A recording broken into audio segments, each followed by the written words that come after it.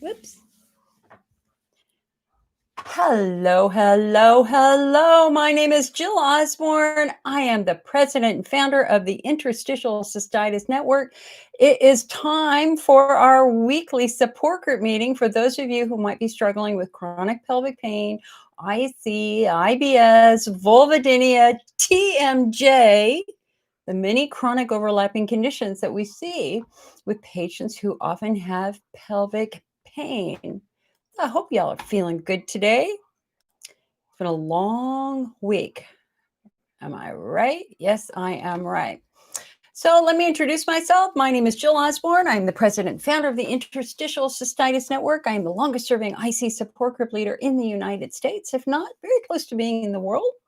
27 years, 28 years, starting next summer. I bring to you 3 college degrees, a degree in chemistry, a degree in biochemistry, pharmacology, a master's degree in psychology. And the IC network was my doctoral dissertation proposal for a PhD in psychology, which ironically I could not do because I hurt too much to sit in the car. So fortunately, there you have it. I'd love to have those 3 initials. I don't, but what's cool is my doctoral dissertation proposal is rated #1 in the world by Harvard Medical School and the University of London. So you know what? I will take that any day. Any day. I am also an IC patient, just like those of you who are coming. Hello, Erin. It's nice to see you. Hello, Nancy from Missouri. How is life in Missouri today? We are simulcasting live on Facebook and YouTube. Give me one quick sec. I will be right back.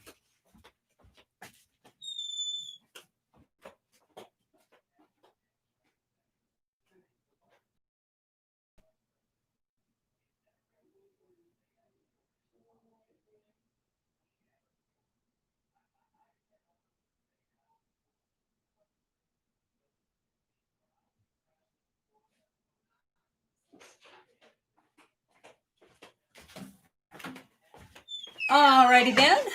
Alrighty then. All right. Up at night a lot last night. Oh man, I'm so sorry to hear that. You get up. What do you think was the trigger for your nighttime? Okay, like seriously, what the hell is wrong with my eyebrows? What is wrong with my eyebrows? I just put my glasses up there so you can't even see my eyebrows. Harley, thank you, hon. That's a very, very sweet. Thank you for your very, very kind words. You know, I think that my theme for today, here, hold on a sec.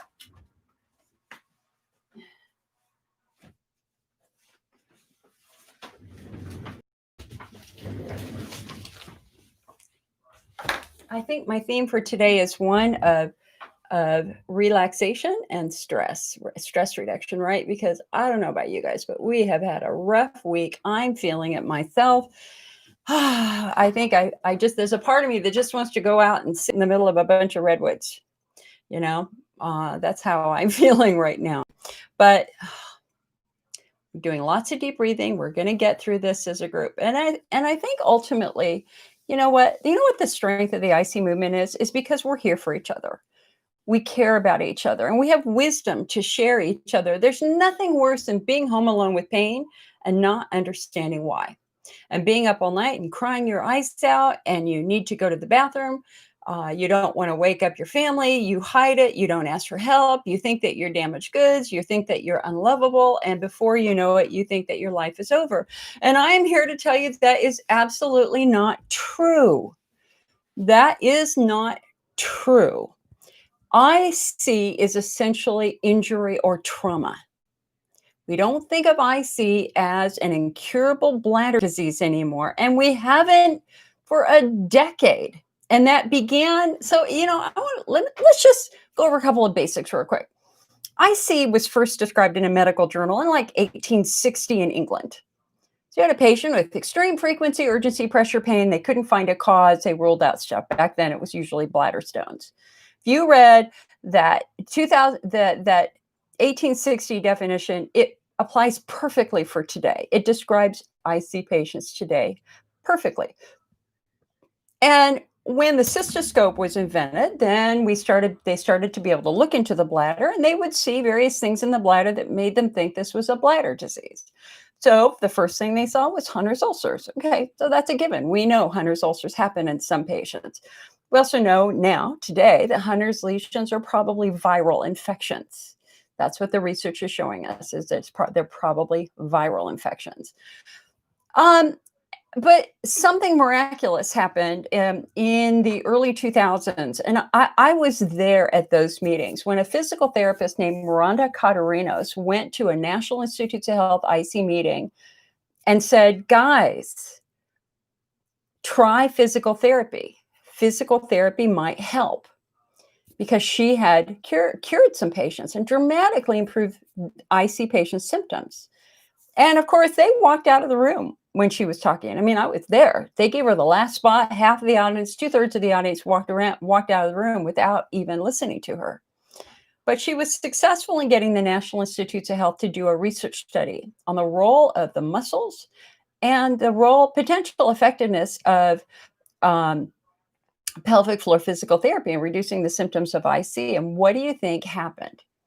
In 2008, the data was released that showed that pelvic floor physical therapy is remarkably successful at reducing the symptoms of IC. And guess what? Even more successful than bladder therapies. And that was when the IC movement turned on its head. Because up to that point, everybody believed that IC was a bladder disease. But if it were a bladder disease, how could muscle therapy make it better? And the irony is, if you go back and you look at a lot of the papers published after World War II, even before World War II, you see doctors describing muscles so tight that they resemble tight piano strings. And yet urologists, remember, are not taught in medical school to understand how muscles influence the bladder, right? And so even though they're describing these super, super tight muscles, they're not doing anything about it, again, until Rhonda Contaritos came around. She is a hero in the IC movement. So when the study came out in 2008, the IC world had to stop. It turned everybody on its head, because it was at that point that people had to accept, uh-oh, maybe this isn't a bladder disease in some people. Maybe for some of you, it's a muscle problem in which the bladder is a secondary victim. So that was in 2008. And if you go to a doctor today for a diagnostic workup, literally the very, very first thing that they're supposed to do is a pelvic floor muscle assessment. Because if your muscles are tight, what is that going to do? That is going to restrict blood flow to the bladder. And it's very hard for the bladder to be healthy if the blood flow is limited. If your bladder normally gets 24 units of blood a day and it's only getting 9, how is the bladder going to be healthy without that good oxygenation and not that good nutrition? But the other thing that happens is that tight muscles or injured muscles will also damage nerves. And it damages nerves in two ways. It can compress the nerve and physically damage the nerve, as in a trigger point, or it can damage the blood vessel that supports the nerve. A nerve cannot function without blood supply. If that blood supply is limited, that becomes a sick, dysfunctional nerve. And unfortunately, nerves influence each other massively. We know that there's something called allodynia, where if you have a nerve injury, that the nerves in the area will also become involved. And an injured nerve becomes a sensitive nerve. And a sensitive nerve is easy to trigger. So you take somebody with a completely normal bladder, no dysfunction at all. You could put 500 cc's of fluid in that bladder and they can walk around for hours. They're fine. You put 100 cc's of fluid in my bladder and bam, I'm going to need to pee, even though my bladder is completely healthy. Why? Because my nerves are more sensitive. My nerves are more sensitive. So it is important to understand that the IC patient community is remarkably diverse. A one treatment fits all approach does not work. And we have known that from day one, from day one. And we see that in every patient online, that for some of you, IC began in childhood. For others, IC began after menopause. For some of you, IC began after having a baby or falling on your tailbone. While for others, IC began because you had an absolutely terrible diet and you drank too much diet soda or other things that are really acidic, and you just eventually eroded the ability of your bladder to protect itself. Or you had chemo. They've all been diagnosed with IC, but are they the same? Hell no, they are not the same. And so what we're doing today is trying to create a much more individualized diagnosis so that you have a more individualized treatment plan. And that's really where, now listen,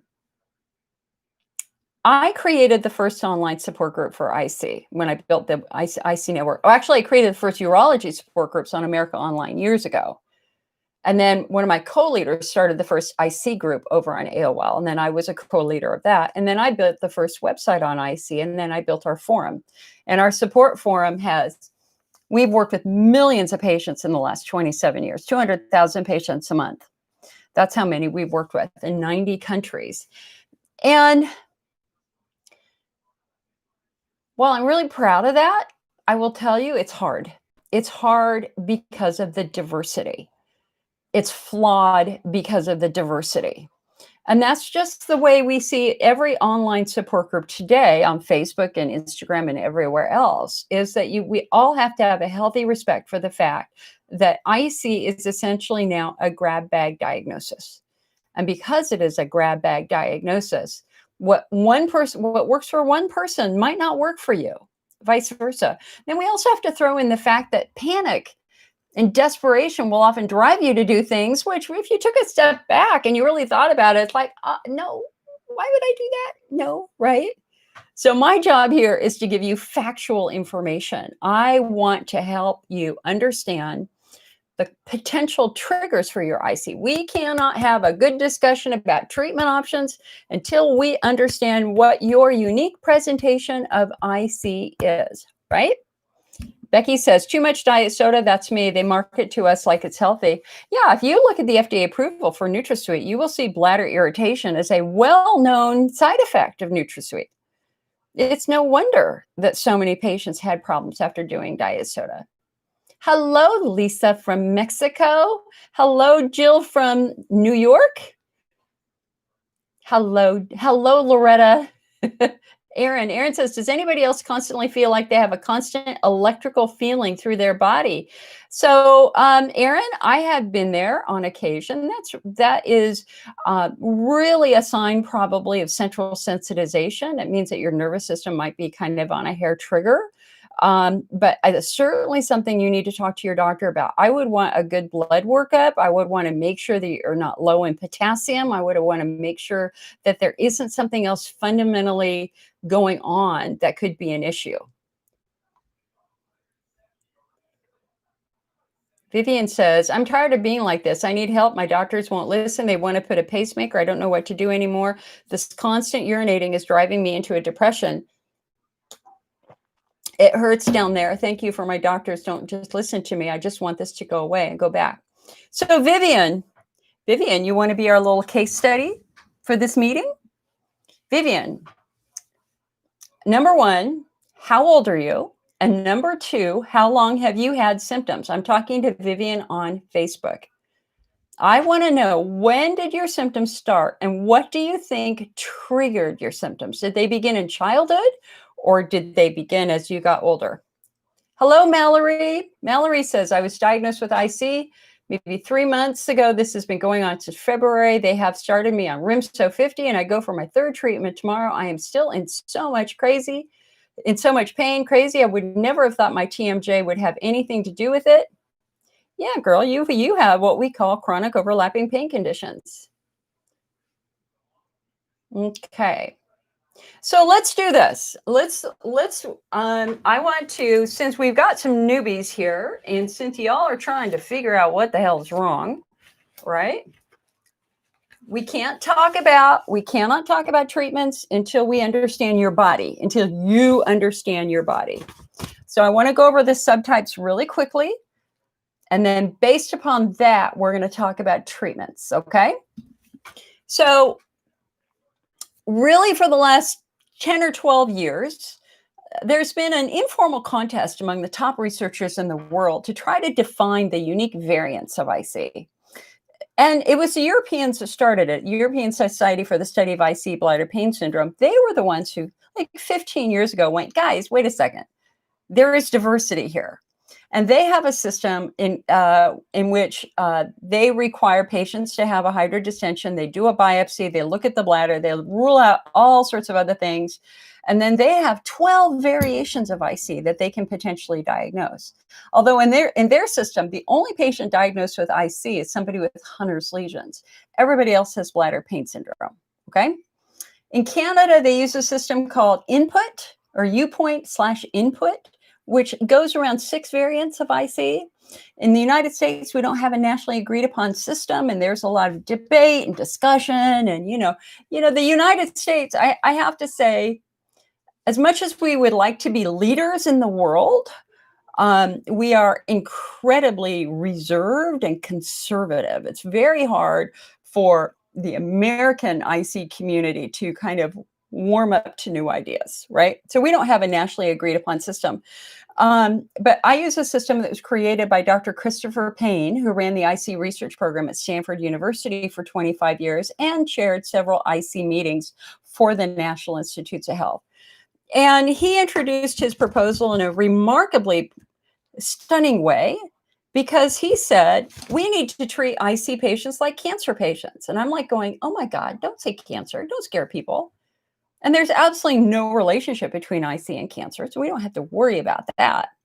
But if you read his paper, what he does say is that when somebody's diagnosed with cancer, they're just not told they have cancer and they're sent on their way. They're told you have cancer of the left breast, it is estrogen dependent, type 1, 2, 3. It's a really specific diagnosis with very clear, obvious treatments.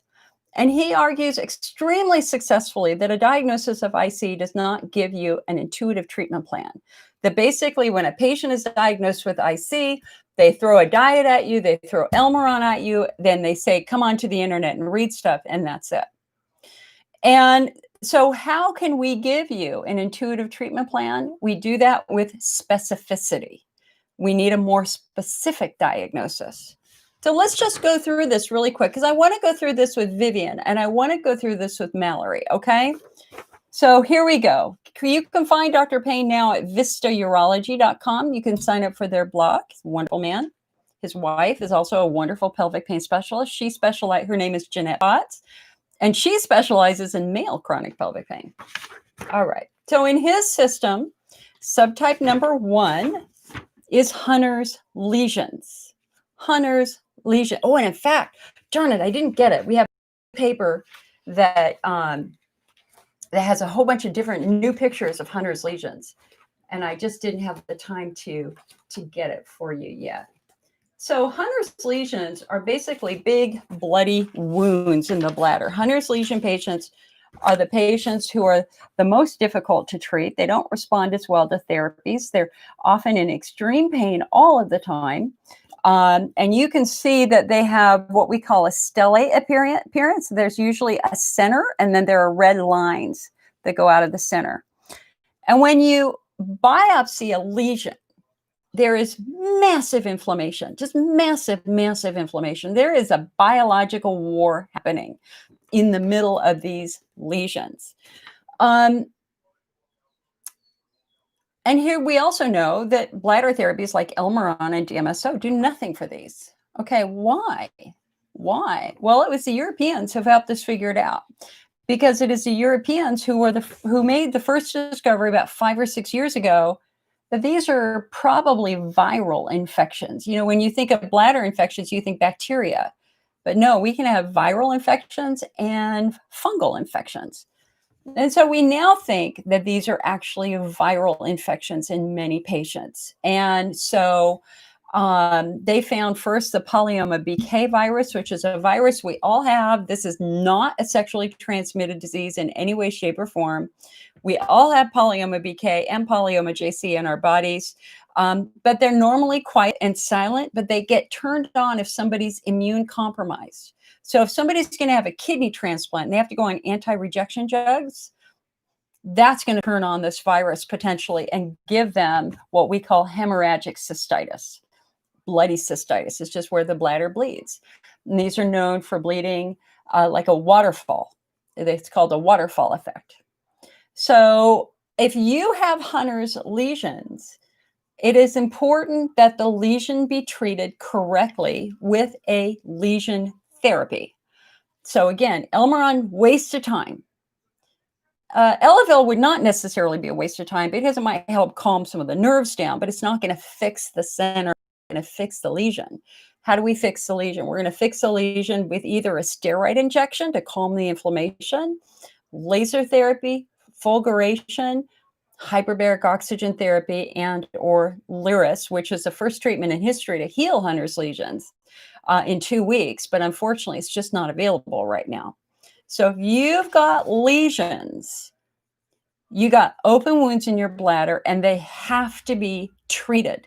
If they're not treated, you're going to be in pain. I got an email from somebody last week who was ecstatic because after years and years of suffering, she finally had her lesions treated and she's been pain-free now for 10 months. She never really believed it, but now we know. Now we know lesions respond to lesion-specific therapy, okay? And I think one of the tragedies in my office when patients call sobbing in pain and we're on the phone talking and I'm trying to figure out why that patient is in pain, it's stunning the number of patients who have been diagnosed with lesions, but they were never treated. It's like, wait a second. The doctor's in there. You are having the hydrodissension. The cystoscope is in there. They found the lesion. Why the hell aren't you treating the lesion? You treat the lesion at the time that you find them. And that is why you as a patient need to make sure that you have that discussion with your doctor before the hydrodissension. And that is, what are you going to do if you find a lesion? And if they say nothing, you're going to say, no. If you find a lesion, I want it treated. And if they're going to say, I can't treat it, you're going to say, why? And they're going to say, because I don't know how to treat it, maybe. Or they're not going to have the equipment in their OR, at which point in time, you're probably going to ask for a referral for somebody who might be able to do it. It's a real tragedy for patients who have to have 1, 2, 3 hydrodissensions before their lesions get treated correctly. Okay, so that is IC subtype 1. Everybody in the world agrees that Hunner's lesions are their own unique group. And they deserve their own unique research. It's their own, and it's probably the only real major active disease process happening in the IC patient community is going to be in this group. Okay. Let's go to the next subtype. I'm hot. You know, I always get hot when I do these. Why am I so hot? I'm not quite sure. Okay. Sorry. All right, let's go to the next subtype, bladder wall driven. Now, in this group of patients, their symptoms began because of some sort of dysfunction in their bladder wall. Their bladder wall, the bladder, like any other part of the body, can be injured. There's no doubt about that. And it's normally injured through some sort of chemical exposure. So we're looking at chemotherapy. And in fact, it's called chemocystitis, right? When somebody's having chemo and their bladder starts screaming, we call that chemocystitis. And this is, again, the diet soda group. That would be the same chemical injury. Ketamine would cause the same chemical injury. There are a couple of other things that would also cause chemical injury to the bladder. And obviously, in this case, your therapy is going to be to remove the irritants. So for God's sake, stop the diet soda or the Coke or the coffee or the tea or the green tea, any artificial sugars, to give your bladder time to heal, right? Because healing will happen. But the bladder is the slowest healing organ in the body. Nothing happens overnight. Nothing happens in a week. Barely anything happens in 2 weeks. It is incredibly slow. You have to follow the diet. You've got to protect your bladder for a good 3 to 6 months to really give your bladder a shot at starting to repair any damage that might have occurred. The second variant of this group is going to be estrogen atrophy, also known as the genitourinary syndrome of menopause. Weird, huh? But isn't it interesting that so many women develop symptoms after they have a hysterectomy, after they start birth control, or as they get older? Why? Because the bladder relies on estrogen. Let me get my slide here for a moment. Hold on a second.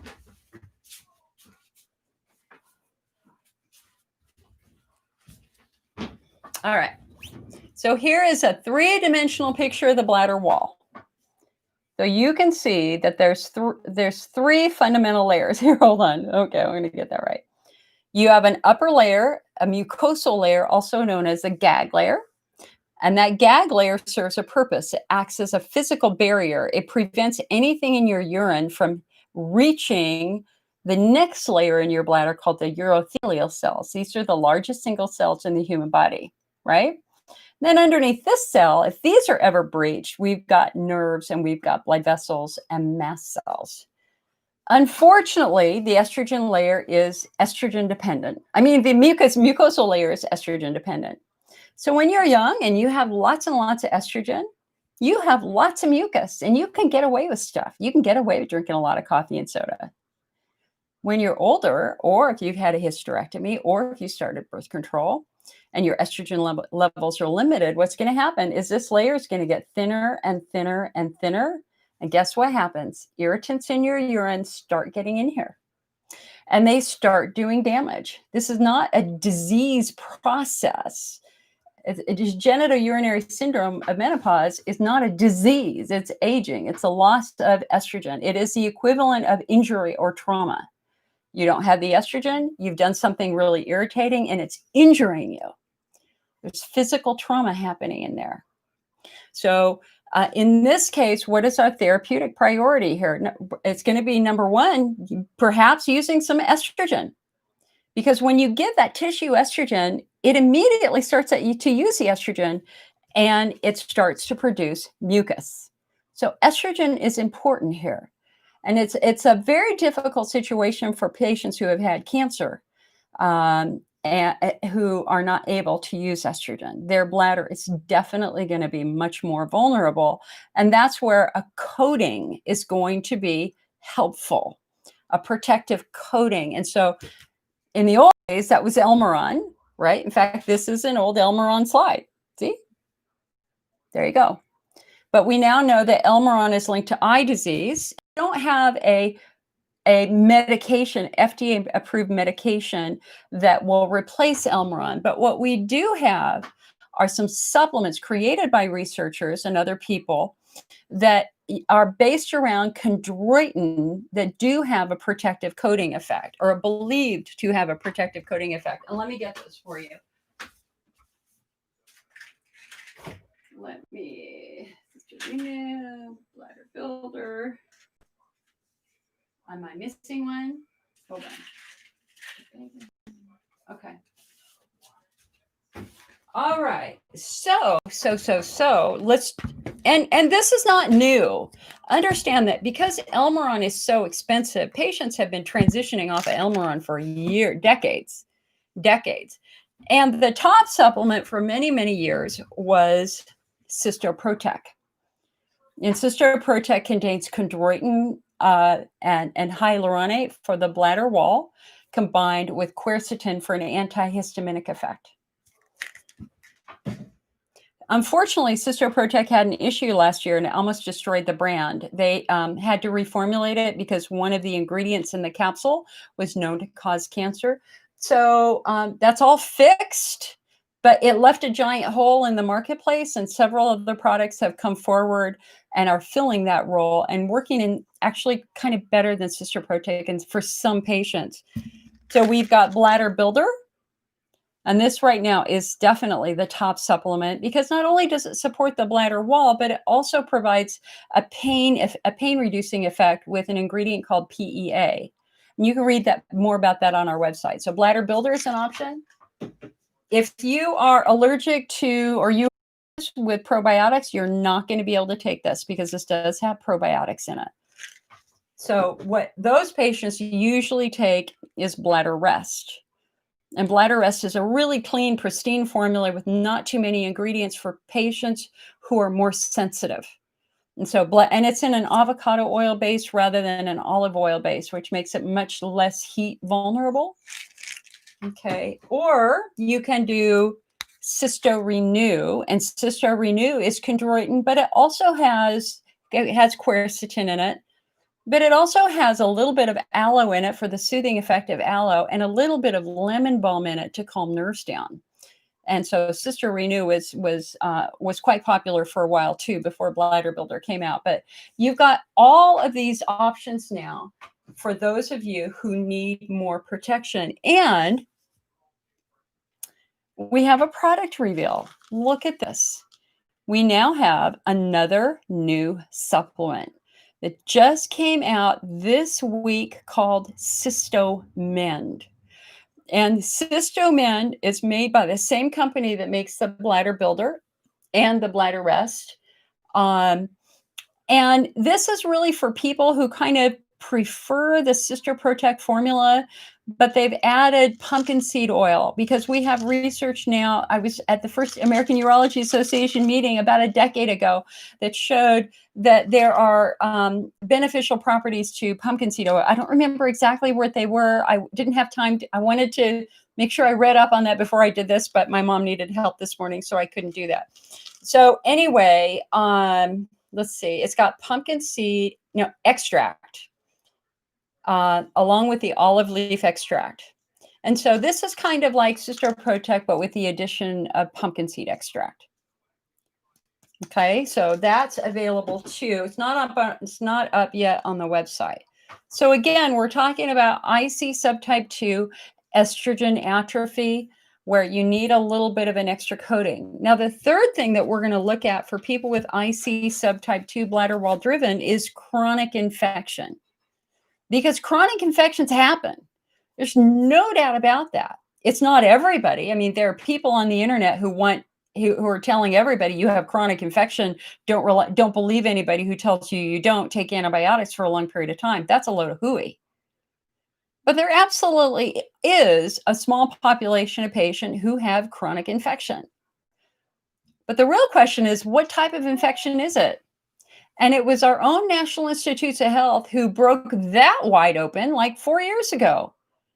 Because guess what they found in patients who were flaring? Fungus, candida. Our own National Institutes of Health figured out why so many patients flare unexpectedly. And it is because they have an overgrowth of candida in their urine, in their bladder. And this year, they added an additional study in which they identified not one, not two, not three, not four, 13 different species of fungus in the urine of patients having flares. So, number one, if you flare when you eat sugar, then yeah, you probably have a candida infection. If you flare when you eat carbs, you probably have a candida infection. And so the question is, why are we prone to candida and fungal infections? And the answer goes right back to antibiotic use.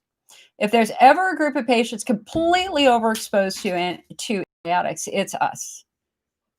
I mean, I still remember as a kid in 7th grade when I had frequency urgency, I had to swallow 16 pills in one sitting at my urologist's office.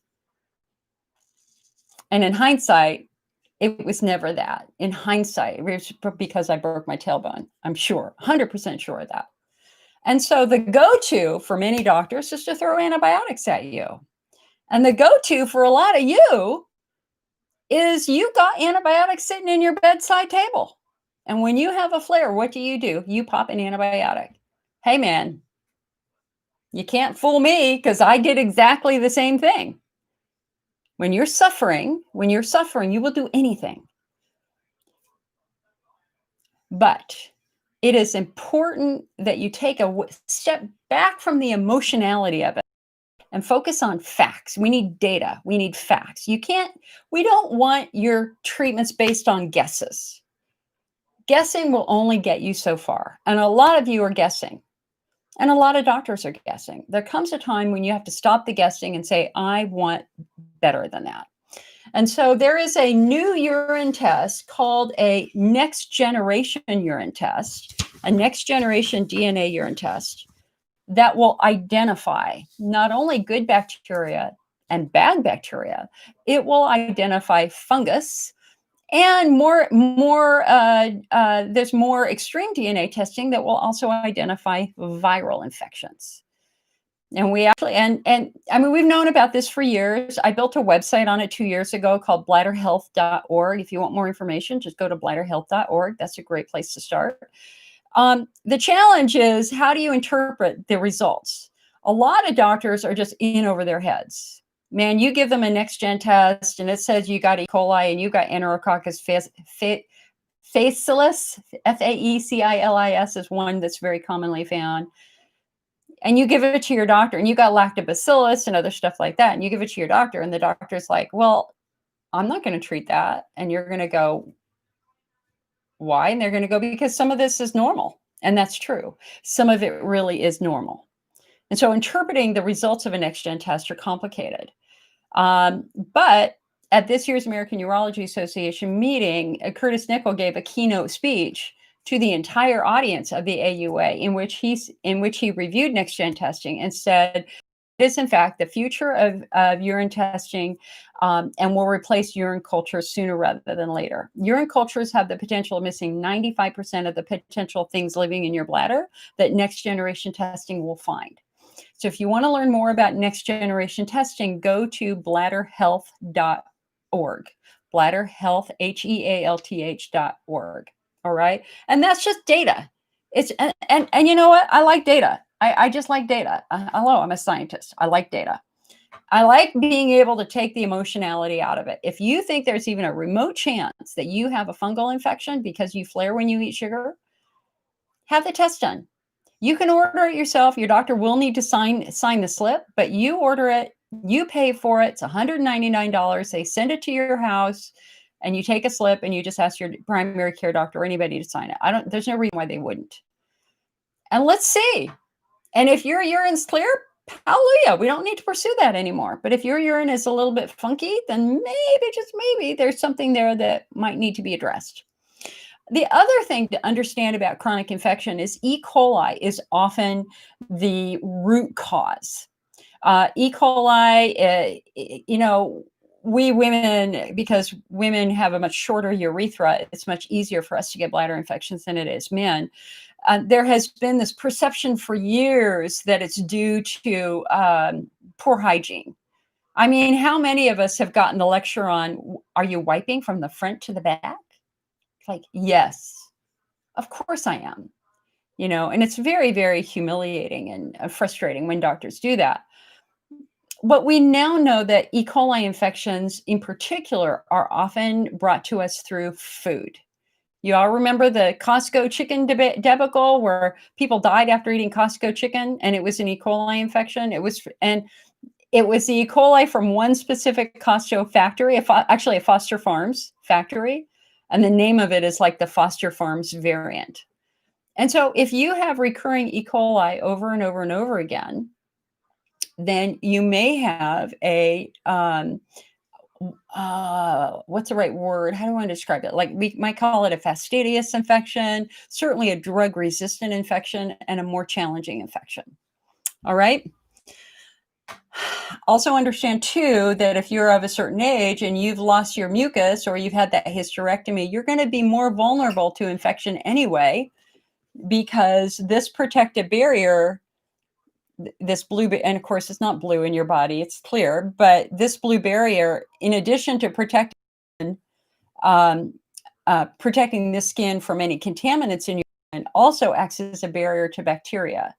And obviously, if you've lost it, the bacteria can now immediately reach the cells and infect the cells. Okay? All right, let's go to the next subtype. So that was subtype 2 bladder wall driven. And there are probably more variants in there that are not defined yet. Just understand that. There are probably a few more variants. Okay, IC subtype 3 is the biggest subtype, pelvic floor driven. So these are the patients whose symptoms began after a fall or a car accident or having a baby. There's usually a history of repetitive trauma. If you were an athlete, if you were a ballerina, a dancer, a football player, a paratrooper, where you took a lot of hard parachute drops right onto your hips. If you were a bike rider, if you were an Ironman athlete, I have worked with all of those patients. And you have no freaking clue that you have an injury. Your first day, literally, one day you've got frequency urgency and you're like, all right, I have an infection.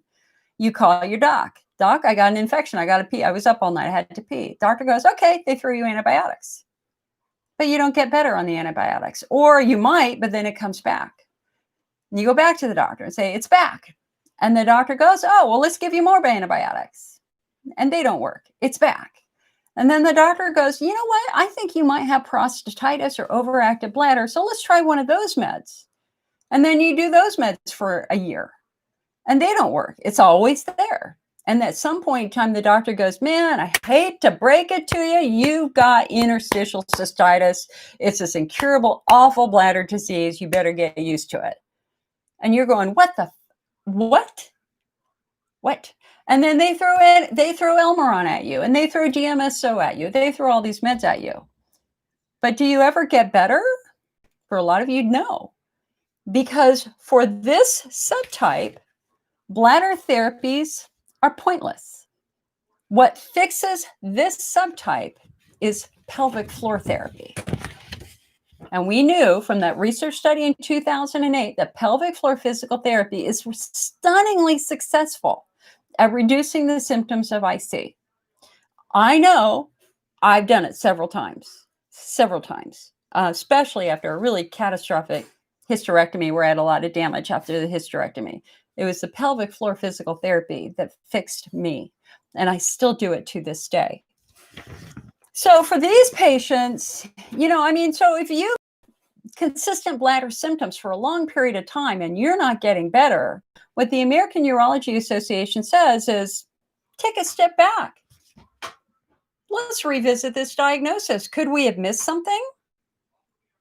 Have you had a pelvic floor assessment? Can you remember any trauma? Do you remember falling? Could have happened when you were a kid. Were you hit by a car? Were you a big bike rider where you took a lot of pressure directly up into your pelvic cavity? Or the other thing that's so interesting in this group are, and let me get the book here real quick.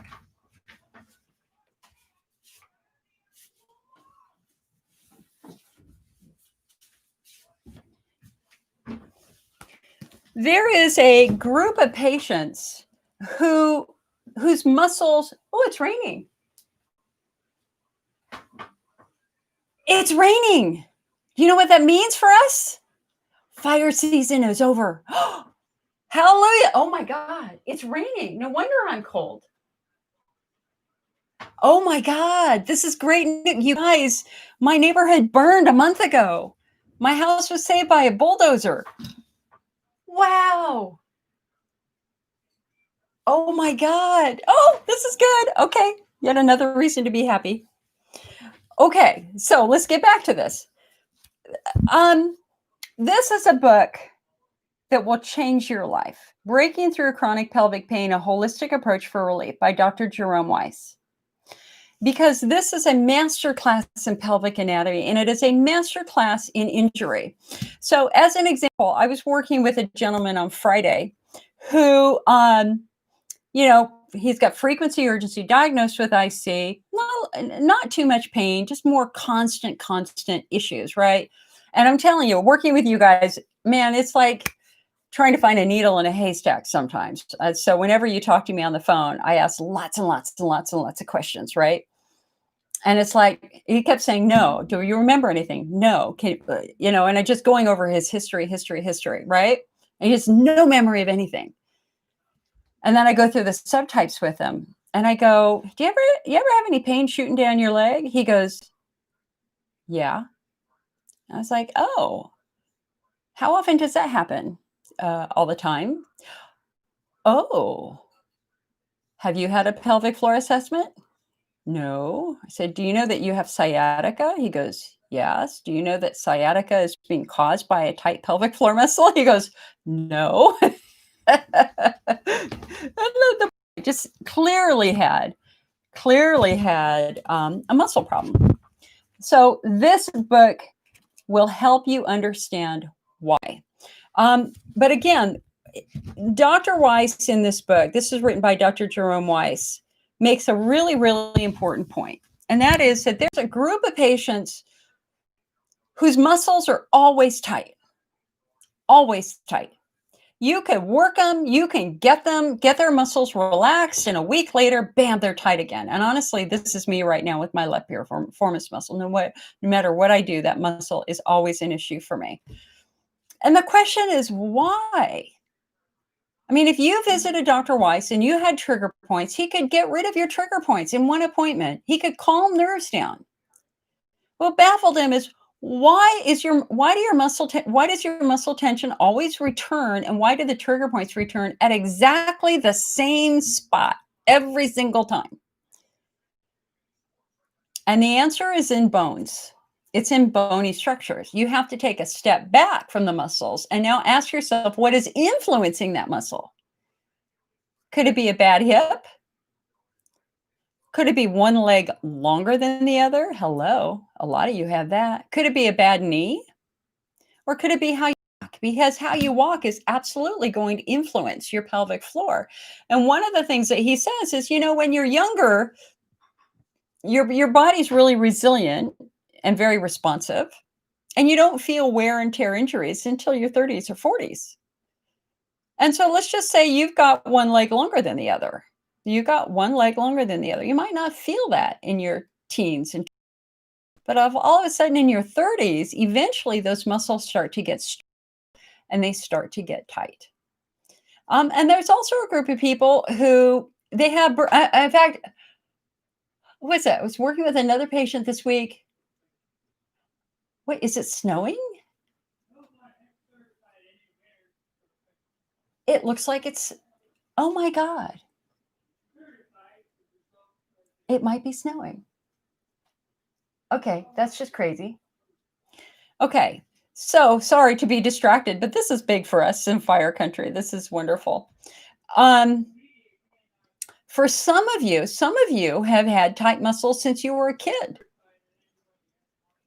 You've never been able to enjoy sex. It's always painful. You dread going to the gynecologist because it's always tight. And you dread having that speculum inserted in there. And that literally can go right back to some sort of birth defect. Scoliosis. I have scoliosis. That's one reason why my muscles are weaked out, are weak and struggling and tight on one side. It's because of scoliosis and because of an SI issue. And so again, there can be other issues influencing your pelvic floor. We call that a somatovisceral reflex. Can muscles change organ behavior? And the answer is yes. If the muscles are tight, they're restricting blood flow to the bladder, and the bladder wall is going to break down. You could throw bladder wall therapies to that patient for years. They will never get better. You're not going to get better until we restore proper blood flow. And we do that with pelvic floor physical therapy. Okay. Breaking Through Chronic Pelvic Pain, Dr. Jerome Weiss. It's freaking free on Kindle Unlimited. No excuses. Go read it. If you would prefer a paper copy like I do, you can get it from the IC Network. It's $7 cheaper than Amazon. It's $29. And if you're like me, you're going to do a lot of highlighting. This book will teach you more it taught me more than 25 years of reading about IC. Okay. Let's go to the next subtype. IC subtype 4, or actually bladder pain subtype 4, is pudendal neuralgia. So think about it. So subtype 2 was a bladder wall dysfunction. Subtype 3 was a muscle dysfunction. Subtype 4 is a nerve compression. It means that the pudendal nerve is being compressed in some way. So these are patients whose symptoms are positional. They're fine when they stand, but when they sit down, it hurts. Or when they squat down, it hurts. Their pain is often electrical. It's shocking. You feel like you're being shocked with electricity. Um, it's snowing. It is. It is snowing at my. Okay. Okay. Now it's.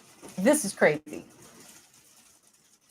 Okay. Well, anyway, I'm sorry that I'm distracted, guys. But if you've been here and you've been to my previous meetings, you know that the last 6 weeks have been awful, and the fires have been terrible. So to have this is like a huge deal for us. Okay. So getting back to this, damn it, I was going to record this too. I am recording it. I'm going to have to do all this cutting to let out, remove all my discussion about the weather. All right.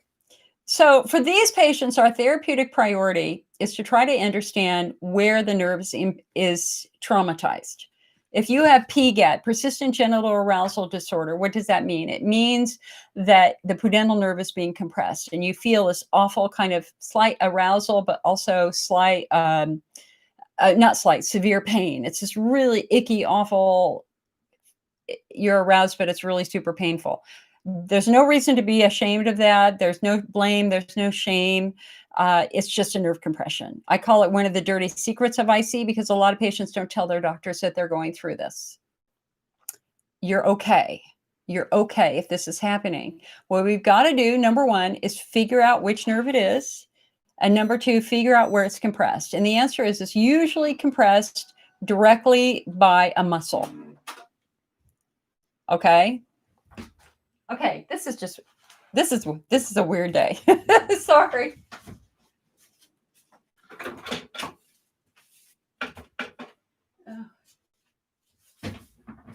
I just want to show you where the compression usually happens. Okay? So here's your pelvis, right? So here's the front of your pelvis. Here's the back of your pelvis. This is your sacrum. You see this triangular bone? So like here's your tailbone. And then we've got your sacrum. And then we've got your lumbar spinal discs, right? Or vertebrae, right up here. You have 4 nerve groups that come from the back and they go right through these holes. So they emerge directly into, God, you know, guys, it's so hard to find the right thing here. Okay, they emerge into your pelvis through these holes back here. And they immediately pass through muscle. And then they merge together in one piece, and then they go through something called the Alcock's Canal, which is by your obturator muscle. And then they leave the Alcock's Canal, and then it splits everything down here, right? So there are lots of places that the pudendal nerve can be compressed. So again, if you've got positional symptoms, if you have sharpshooting pain, if you got pain shooting down your legs, if you're fine when you stand, but when you sit down, it hurts. When sitting for a long period of time hurts, but standing up makes it feel better, you probably have muscles so tight they're squeezing nerves. So therapeutically, what are we going to do for them? Again, we're going to try to find out where the nerve is compressed. We're going to try to relieve the compression, and they're probably going to want to do therapies that will calm nerves down. Neurontin, also known as gabapentin, Elavil, amitriptyline. A low-dose antidepressant is very good at calming nerves down. They're not giving it to you for depression. They're not telling you it's all in your head. They're giving it to you because it will stabilize that nerve in a low dose. Okay, so that is pudendal neuralgia. Now, the last subtype is, in my opinion now, the most exciting subtype. Central sensitization, characterized by super sensitive skin. We have, those of us with central sensitization, and I'm one of them, we have a wicked sense of smell. We can smell things that other people cannot smell. And smells really drive us crazy sometimes, right? We have chemical sensitivity. Chemicals really irritate us. We tend to be food sensitive. We tend to be drug sensitive. We can even be visually sensitive, where if there's a funky pattern in a carpet or a wallpaper, we have to close our eyes and turn away. or if there's a weird sound, it really drives us crazy. So, what the hell is happening in central sensitization? Well, all it means is that our nerves are easier to turn on. That's all. For some of us, it's inherited. For me, it's clearly inherited. Hello, redhead from Norway. There's no doubt. It goes every woman in my family, going back generations, we have this. And so clearly, if we go back 5 or 10,000 years to Norway, we just didn't need maybe to survive, we had to have a more sensitive nervous system so that we could smell a predator. I don't know. But there's genetics. There's genetics at play. But the other thing that's at play is injury or trauma. That when you are hurt, let's say you break up. Okay, let's say you fell and you broke your tailbone. All right, so you broke the bone. You also mashed your muscles. You suffered a compression injury. You definitely mashed your muscles or compressed your muscles. And you also traumatized nerves. And while bones heal and muscles can heal, the real question is, what is the legacy of a damaged nerve? That nerve, in all likelihood, may become more sensitive over time. And this is, and if that injury is left untreated, if that patient is in pain for a long period of time, what happens is more nerves become involved, more nerves get sensitive, and then the spinal cord gets sensitive. And then the brain, because the brain is getting pain, pain, pain, pain, pain, pain. The brain's been hit by like a jackhammer with nerve sensations. And the brain has to respond to that. And so then the brain starts to change. And it's not scary. It's not scary. Don't be afraid by this. Don't be afraid of this at all. It helps us understand why some patients get IC and then they get sensitive skin and then they've got IBS and then they've got vulvodynia and then they've got TMJ. We call these chronic overlapping pain conditions. And the Chronic Pain Research Alliance has been working on this for 15 years. And the research is stunning and it's exciting. It's so exciting because for many of us, we were left with this perception of, oh, get over it. Really? Again? You're just sensitive. Come on, let it go. Okay. You can't change how your nervous system is wired easily. If you've had pain that has been pounding at you for a long period of time, your body adapts to that pain. It tends to grow more nerves. Your brain responds to that pain. And then one of the things that we see that happens is it winds up your nervous system. And then before you know it, you're super anxious. Who wouldn't be anxious if you're in pain? Who wouldn't be anxious? But then you're so anxious that you're now spinning. You're in massive anxiety. It's like you cannot stop yourself. You're afraid to do anything. You're afraid to try anything. You're afraid to eat. You are afraid to eat because you don't want to trigger more pain. We know that pain that is accompanied by anxiety will be intensified because your brain thinks your life is at stake. It's part of the fight or flight response. Pain that is accompanied by laughter will be minimized. The brain will reduce that pain. And this is where mind-body medicine shines. Nobody's telling you it's all in your head because it's not all in your head. It's in your nervous system. What we have to do is we've got to retrain the nerves to calm down. They got wound up and we got to wind them down. Like for me, I don't live with pain every day anymore. I have muscle pain. I got muscle pain for my left piriformis muscle, but I don't have vulvodynia anymore. I don't have bladder pain often anymore. My IBS is completely controlled. My stomach is pretty good. I am 90%, 95% better than I was 10 years ago. Why? Because I'm calm. Because I practice reducing stress every day. My goal is to not let my nervous system get pounded anymore. I respond rapidly and aggressively to stress. I don't want anything wound up. I am happy living in the country. I am not happy in the city. I am happy Not doing caffeine. If I do caffeine, I don't sleep for 2 days because that will wind up my already sensitive nervous system. And I will always have that because it's genetic for me. And it is my job to protect my nervous system. And so if you've got chronic overlapping pain conditions, then not only are you going to do things that are going to calm your bladder, we got to take a step back and we got to do things to calm and retrain your nervous system because your brain has adapted to pain and we got to reverse that. And it's stunningly successful. Harvard Medical School, beautiful, beautiful studies showing how good some of these methods are at retraining the brain to reduce your overall pain level. I just got a new book. Let me go get it. Hold on a sec.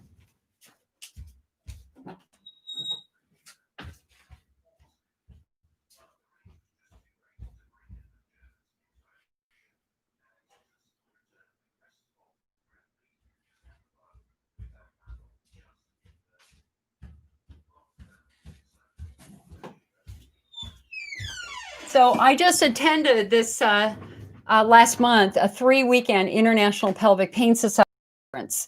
And this was the theme for the entire event, was how to retrain the brain. It's also known as neuroplasticity. It's so exciting. I'm so excited. Look at this. So this is a book that was strongly recommended called The Brain's Way of Healing, Remarkable Discoveries and Recoveries from the Frontiers of Neuroplasticity. And so my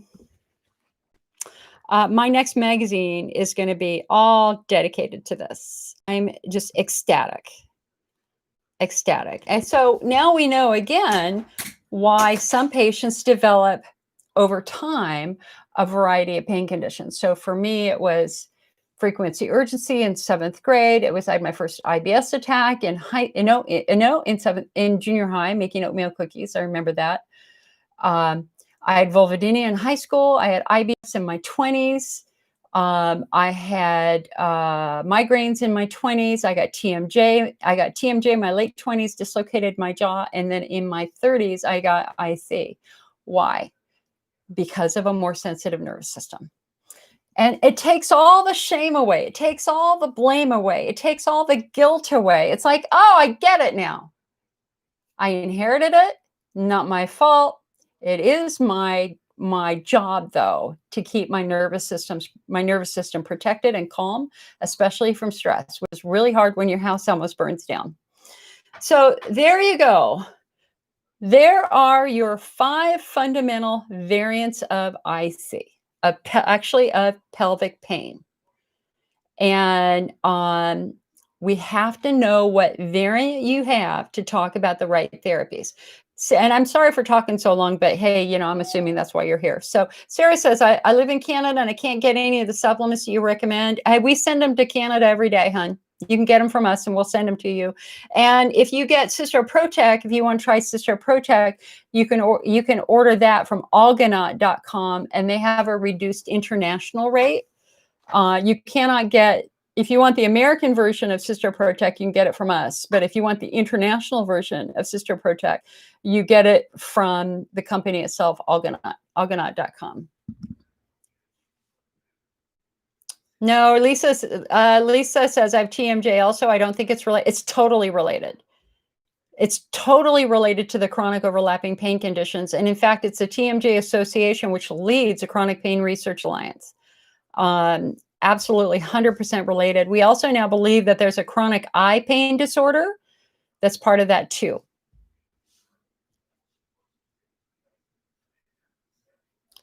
Okay, here, hold on a sec. Let me get a drink.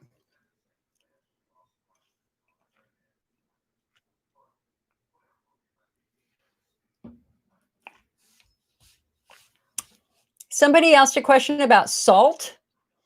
You guys on Facebook, just understand that the questions scroll by really quickly and I can't see them. And so you can ask your question about salt again, but generally salt is certainly not a therapy for IC. There isn't, absolutely not. Salt would actually be quite irritating to a wound. And for many of us, we have bladder injury. So if you got IC subtype 2, bladder well driven, Hunter's lesions, Chronic fungal infection, salt would be irritating. Boreas says the constant burning is driving me crazy. Borea, where is the burning? Is it inside of your body or on the outside of your body? Bell says, I've been told I need to see about an embedded UTI. Your option, please. Some patients do have embedded infections. The question is what type of infection. I would have a next generation urine test to see. I don't believe, there's one doctor in England, Dr. James Maloney, who doesn't believe in any testing. He doesn't believe that any of the tests are reliable. And I completely disagree with that. I don't think that every patient should be given antibiotics guessing that they've got chronic UTI.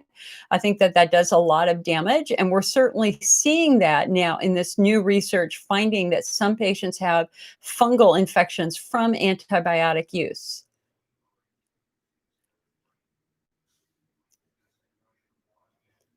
Salt, Lisa is right. Salt in an open wound would hurt. Vicky says, who is the pain physical therapist in the Midwest that you mentioned last week? Just go to pelvicguru.com. Great website, pelvicguru.com. And it's a wonderful database of physical therapists and doctors who work with pelvic pain.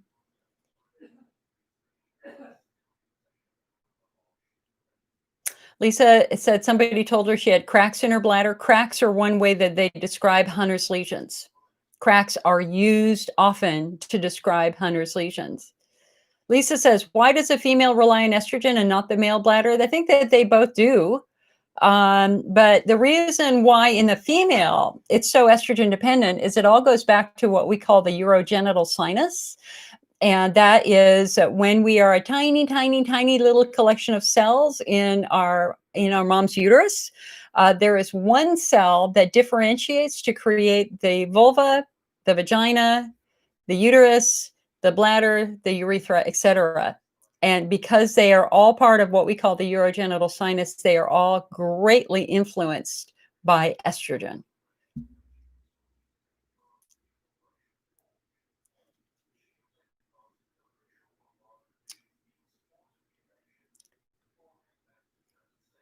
Deborah says, how long do you have to take supplements? Just like any of the traditional therapies, usually 3 months to really know. They love to say in Elmeron, you've got to take it a year before you can see the effects. Of course, we don't really do that anymore now because of Elmeron and eye disease. Brittany's saying, do I have any information about the Axonics implant? A friend of mine with IC has had great results with it, even for pain. I don't. It's another. So that I forgot to mention that under IC subtype 4 pudendal neuralgia, that's where neuromodulation can be really good in terms of calming those nerves down. And so when we think about InterStim and when we think about urgent PC, the place we're going to look at those is maybe with uncontrolled frequency urgency and or mostly with pudendal neuralgia because it should calm the pudendal nerve down.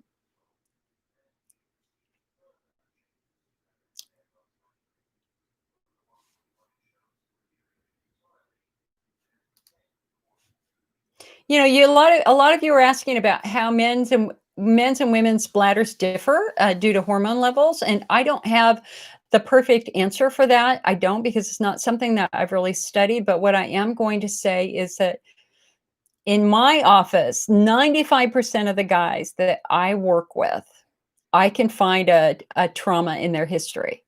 95% of the guys, unless they've inherited central sensitization, unless they're a redhead, unless they've got some of these chronic overlapping pain conditions, usually we can find some sort of pelvic trauma that is at the root of what might be driving their symptoms.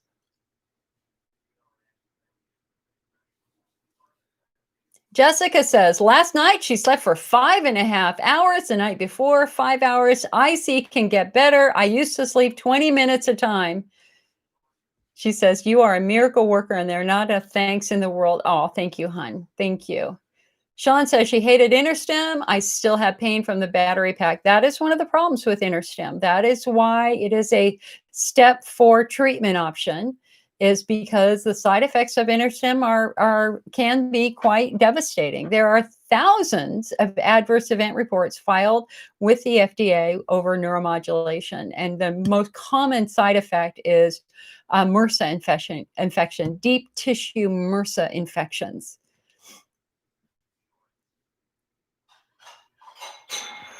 Nan says, wow, you never know. It's sunny in Delta. Yeah, hon, there's a little blue sky out there now, but that was exciting.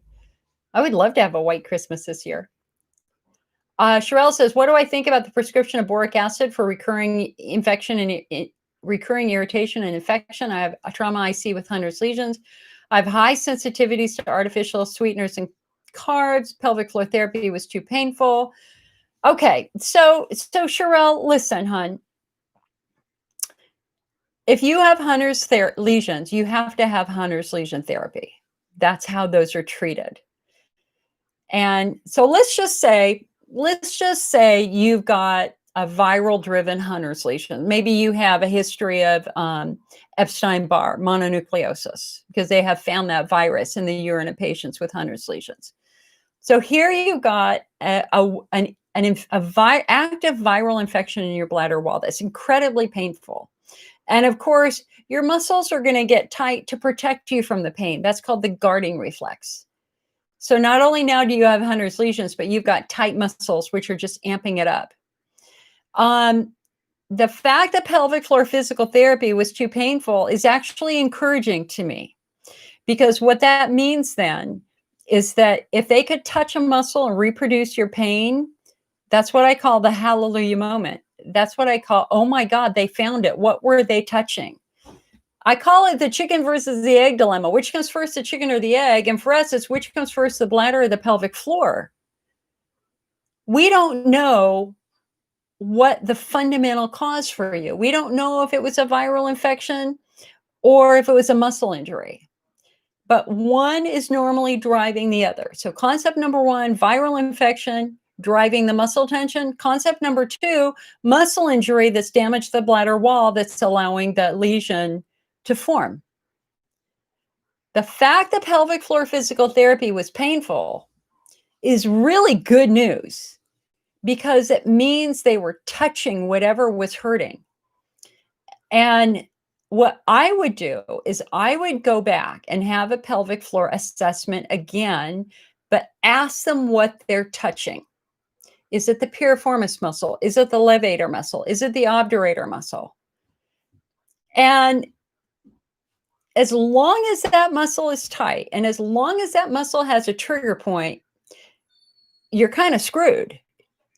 That's all. It's going to be hard for your pelvis to be normal if you've got long-term chronic tight muscles, because you don't have good blood flow. And sometimes you got to grin and bear it a couple of times, get through those first couple of pelvic floor sessions. And if the internal therapy was too painful, then you start externally and look at the legs and look at the hips and look at the knees. They should watch you walking down a hallway. Are you walking normally? Are you walking abnormally? Is there a problem with a foot? Cheryl, especially for you, this is an important book for you to get, because you don't know and I don't know which came first. But there's encouraging news here, because when they tried pelvic floor therapy, it was painful. That means they were touching what was hurting. Now we got to figure out what the hell they were touching so we can fix that. And they should go very, very slowly. And you had a full hysterectomy after a child. There you go. There's your pelvic trauma right there.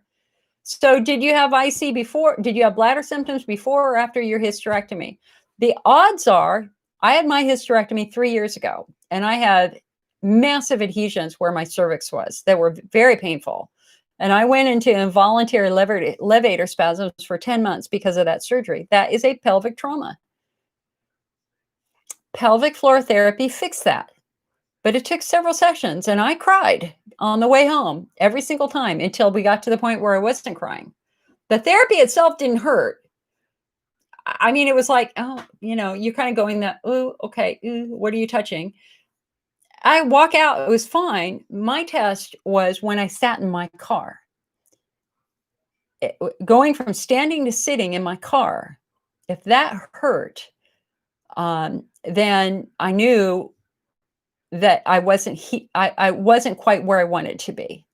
And it took 3 or 4 good pelvic floor physical therapy appointments before I could sit in my car without crying.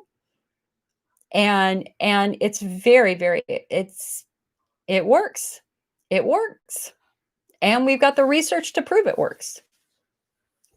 Angela says, I'm having nerve compression right now. Can't sit, stand, bend, twist, numbness from groin to knee. So Angela, there you go. So we have to figure out is what the health of your pelvic floor is and what nerve is being affected. It's really, really, really, really important that you pound your doctor and say, why does it hurt when I sit down, but it gets better when I stand up? And the urologist is not going to necessarily be the doctor to fix this. You might need to be working with a gynecologist, or more importantly, you might need to be working with a physical medicine specialist who specializes in muscles and bones, or an orthopedic surgeon. But that's one of the symptoms patients forget to tell their doctors is it hurts when I sit, it gets better when I stand up. That is not your bladder. That is not your bladder. Anytime your symptoms change with movement, we're looking at muscles. Hi, Amanda. Amanda says, I tuned in late. I was never told what subtype I am. My bladder's always inflamed. I get a hydrodistension every 3 to 4 months. This time it wasn't too bad. Sometimes I have spots that are bleeding and it's so cloudy my urologist can't see. Here, hold on.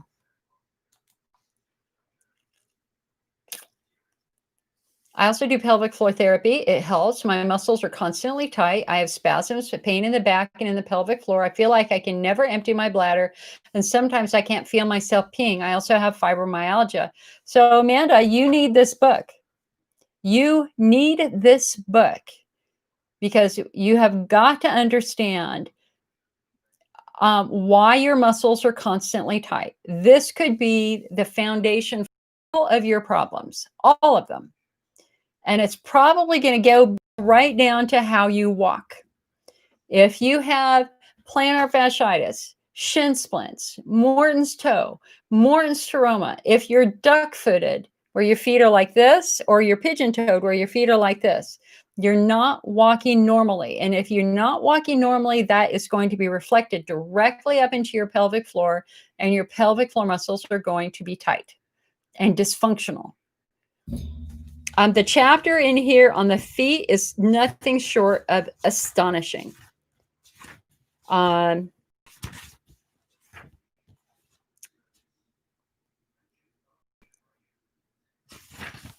wanted to see if I could show you the illustrations in this book. So let's see. Okay, hold on a sec. Causes of abnormal foot function, compensation for either being duck-footed or pigeon-toed, tight calf muscles from excessive exercise, or wearing high-heeled shoes for prolonged periods of time, a neurological condition, or even a congenital muscle abnormality. When these muscles are inflexible, they limit the motion of the attached ankle, yada. Weakness of the inner leg muscles, which causes the leg on that side to shorten. A difference in leg length or asymmetrical lengths. Typically, the foot on the longer side will flatten in an attempt to lower that leg relative to the ground. The shorter leg will then function with a much higher arch to equalize leg length. And because the asymmetrical legs are reflected in the angle of the pelvis, they directly affect the pelvic muscles and nerves. So if you have a bunions on your big toe, if you've got hammer toes, plantar fasciitis, shin splints, it's just stunning. So look at this picture. I want you to look at this picture. Okay. So here is a normal leg, right? And so this gives you a good example of how the knee, the femur goes from the knee towards the outside, and you can see the muscles that attach, etc. Now look at this. This is somebody whose ankle turns inward. And you can see that the femur extends farther out and is stretching these muscles, causing these muscles to be chronically tight. There you go. Angela is going in for a hydrodistension in 2 weeks. How is the healing process after that procedure?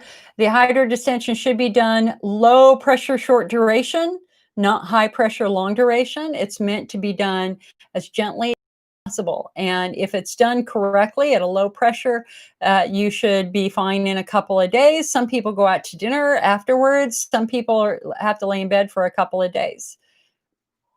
I have a big section on that over on our website, IC Network. ICnetwork.org, guys, ICnetwork.org. Please come on over and check it out.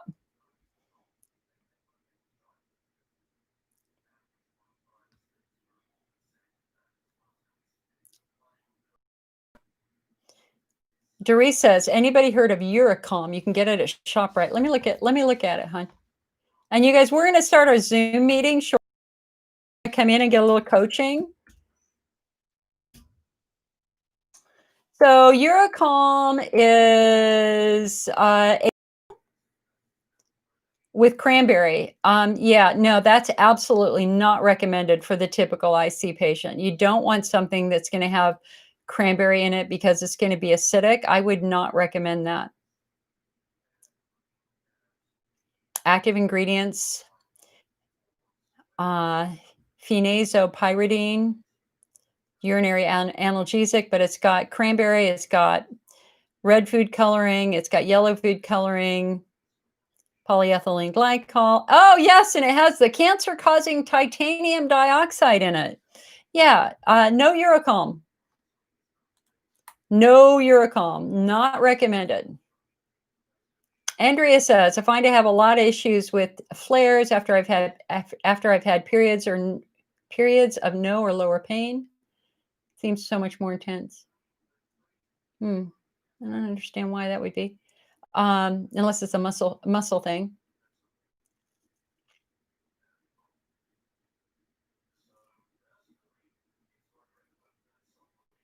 Doris says, I have IBS and IC. Do they usually go together? Yes, because the nerves are shared. The nerves are shared at the spinal cord. And so if you irritate the bladder, the bowel will become irritated. If you irritate the bowel, the bladder will become irritated. We call that the pepperoni pizza algorithm. We learned that from a research study about a decade ago.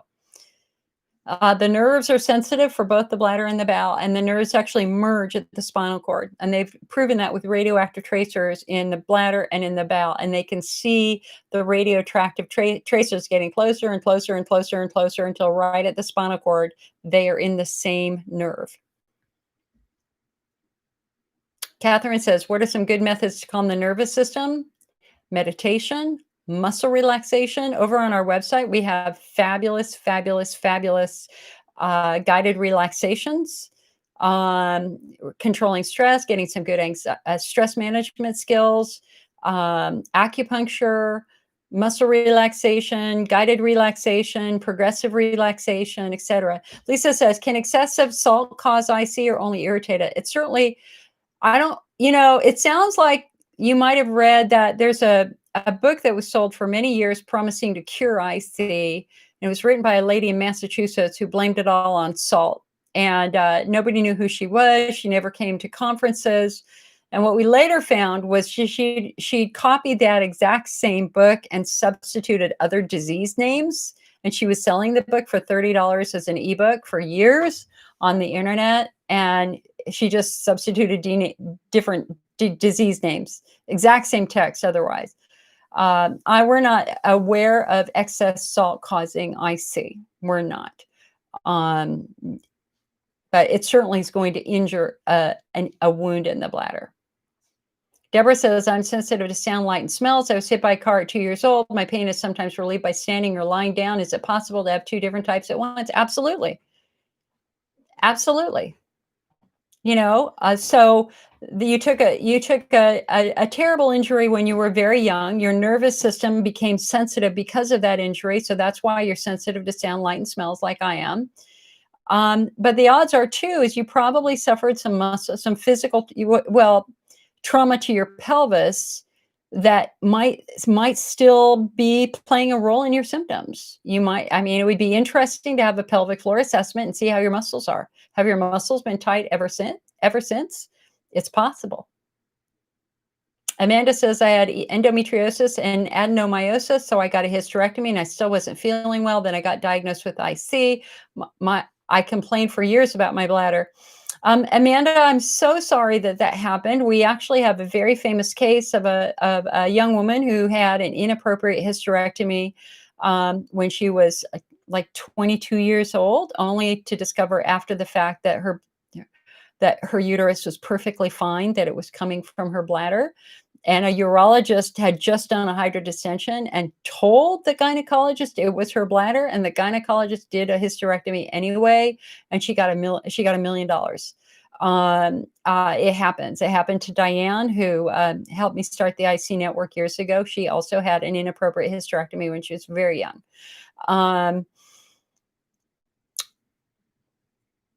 But it could also be muscles, and it could also be nerves. And so you still have some work to do.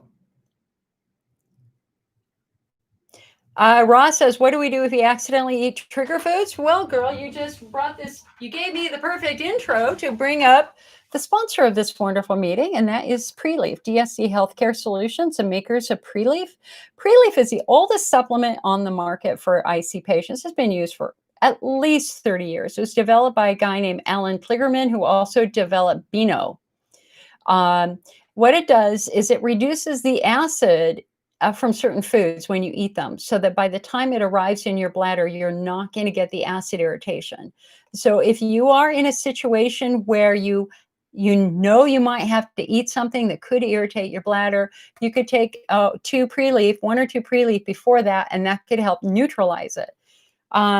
But generally, if you are having a food-driven flare, you're going to do a couple of things. You're going to dilute your urine with water to try to reduce the residual acid levels. You're going to alkalinize your urine with Preleaf or Tums or a little tiny bit of baking soda, a quarter teaspoon baking soda in a glass of water. Use a heating pad to prevent your muscles from getting tight, and then you kind of have to ride it out. You could do azo bladder pain relief tablets that will numb your bladder wall. Ow, oh, look at that. That's what happens when you sit too long. Azo bladder pain relief tablets would be reasonable for a simple food-driven flare. Okay. Now, if y'all keep drinking that coffee every day, it's your own fault. You got to give your bladder time to heal. It's not going to heal. You can't just go without coffee for a week or 2 weeks or 3 weeks, man. You got to lose the coffee well, I didn't drink coffee for 5 years. I tell you, I mean, I was in that much pain. It's a real easy choice to make. Pain, coffee, pain, coffee. If you're begging God in the middle of the night to fix you because the pain is so severe, it makes the decision to stop coffee very, very easy. And that's where I was. So I let the coffee go, and I just started drinking it again, decaf. And I lasted about 9 months before it started affecting my nervous system and my heart again. And I started getting a rapid heartbeat from it. So I'm off the coffee again for a year. Can only take so much of it.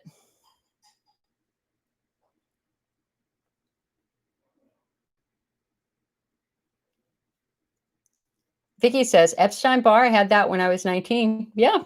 Well, that's one of the viruses they found in the urine of patients with lesions. Nobody knew that it could be in the bladder. Doree says, I'm 60. Hey, me too. It's weird, isn't it? Because I feel 25. It's very weird. And sometimes don't make it to the bathroom. Urine is coming out on the way there. Okay, so girl, that means you got a muscle issue. It means your muscles are weak. And so this is a Kegel moment, but you need to go to the doctor and tell your gynecologist you're starting to leak urine. And normally what they would do is they would give you some estrogen, because the other thing when you lose estrogen is not only do your mucous membranes get thinner, but your muscles get weaker. And that might be why you're struggling with a little bit of incontinence. So you're going to have a discussion with them about the pros and cons of estrogen, and then perhaps a pelvic floor assessment, figure out which muscle is weak so that they can give you the right therapy to fix it. Because you can usually fix that if you catch that early. Irene says, I have TMJ, having eye pain. What is this eye pain disorder called? And is there any treatment for the eye pain? At the International Pelvic Pain Society meeting, they announced that they had just added eye pain to the chronic overlapping pain condition list, and I don't remember exactly what they called it. I get extremely dry eyes at night, and I have to use eye drops at night. I don't get it during the day, just at night. And so I use TheraTears and the one Systane tears. All right. So Diana says, I noticed you mentioned your IBS is now under control. My IBS-D has been worsened by Chinese herbal medicine for my bladder to the point that I cannot eat anything raw. Would I see friendly special? Well, number one, why are you doing Chinese herbal medicine? Uh, we have very little data that shows that Chinese herbal medicine is helpful.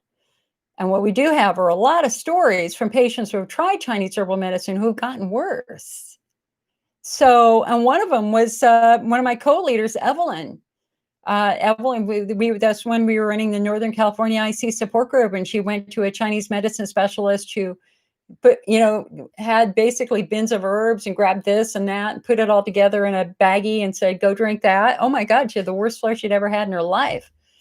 So if you're doing something that is making your IBS that much worse, then a treatment is not supposed to affect your quality of life. That is affecting your quality of life.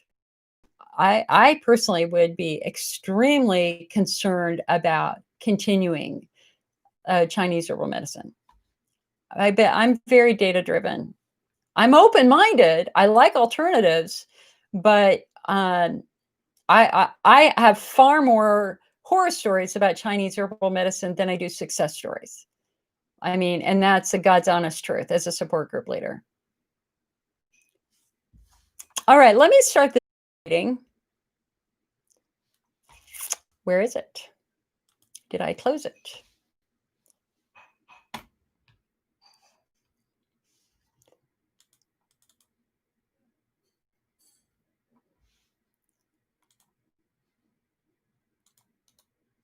What? Wait a second here. Are you really making me hold on.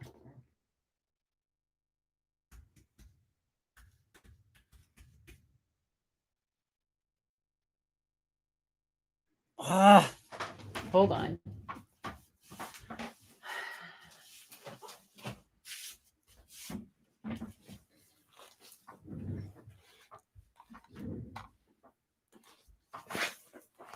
I have to get my big binder of passwords. No, please tell me I didn't. Are you kidding? I didn't write it down. How typical is that? Why on earth?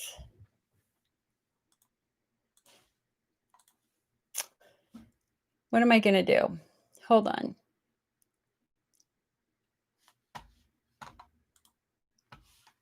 Maybe I'm doing it the wrong way.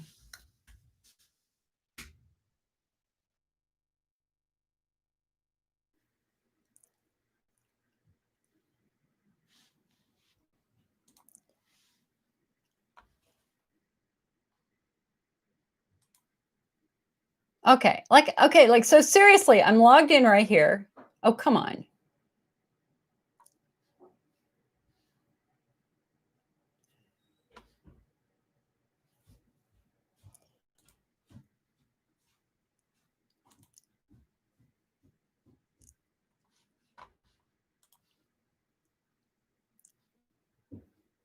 Okay. Ooh, that was a little scary. You ever have that moment when you look at your face and go, oh my God, what the heck happened? Alrighty. So let me get my invite.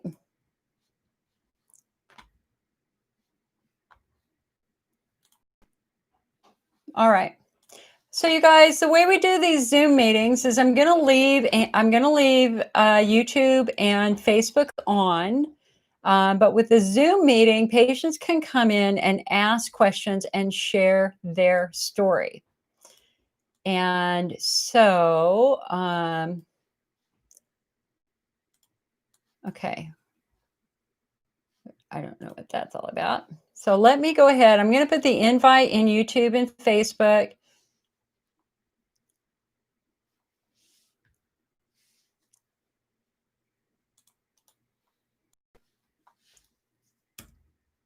All right, Facebook, you have your invite. YouTube, let me give you your invite.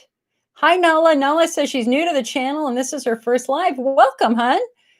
Welcome to the IC Network. Barbara says, Jill, the woman of the... Thank you, Barbara.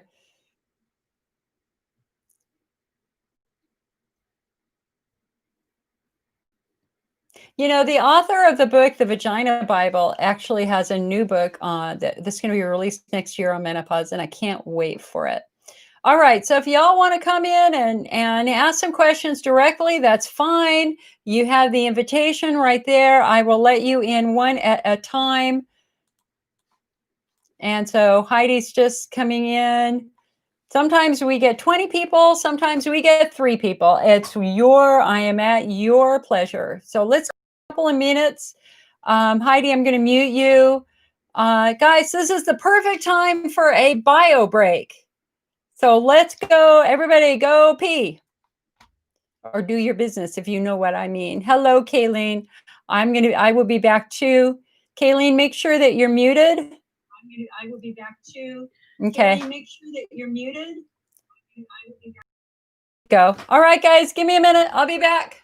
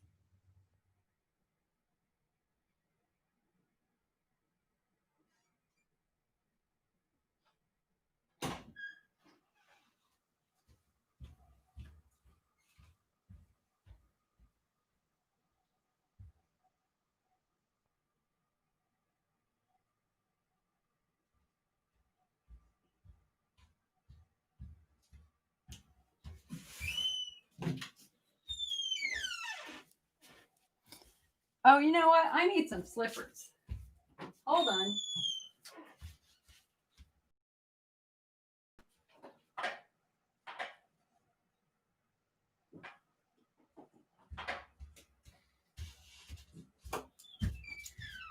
All righty then. I'm so happy. We had rain today, a little bit of snow, and a little bit of slush, but my feet are cold.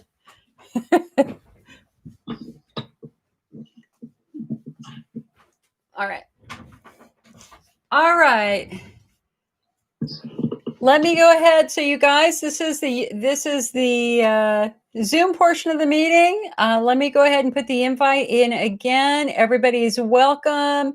Family members are welcome. If family members have questions they would like to ask, Listen, it's pretty hard to embarrass me. I am willing to talk about anything, including how my rectum hurts every now and then. Because my pudendal neuralgia is right next to my rectum. I'm telling you, it sucks. All right. Well, let's go to, let's see. Charlotte, I'm going to mute you for a moment. Kayleen came in first, right? Kayleen, are you still there? Yes. All right, hon. Can you turn your video on? If you don't want to, that's fine. Yeah, I'm gonna leave my video off. I'm not okay. the prettiest. All right, hon. Well, tell me, how are you today? How is your IC and how are you feeling? Uh-oh, she's been, yeah, there you go. I've actually been feeling pretty good. Yay. I had my first, which this is something I'm gonna have to explain. Okay. Hold on. Okay, that way I don't have to hold it. But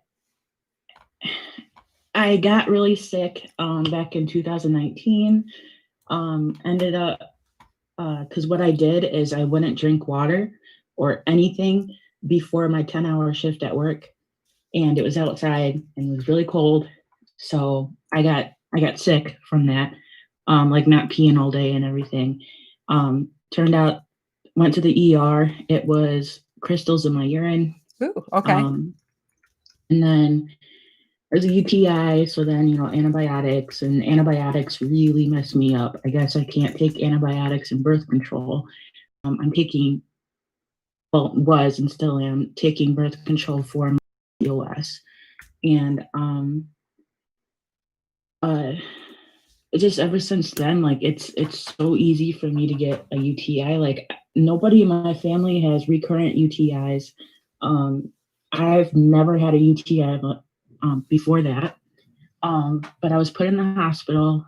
There was just something that happened with my stomach, and it showed around my body. Like I had to take baby steps because my muscles like quit working, and I couldn't sleep, and I couldn't like stay awake because I needed the sleep because I was so sick.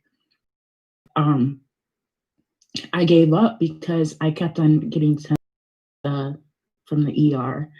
And my grandma and my mom finally told me, they were like, you need to get up and you need to go to the hospital. And sure, I came home. They said that I had ischemic colitis, and that turned into the IBS. Okay.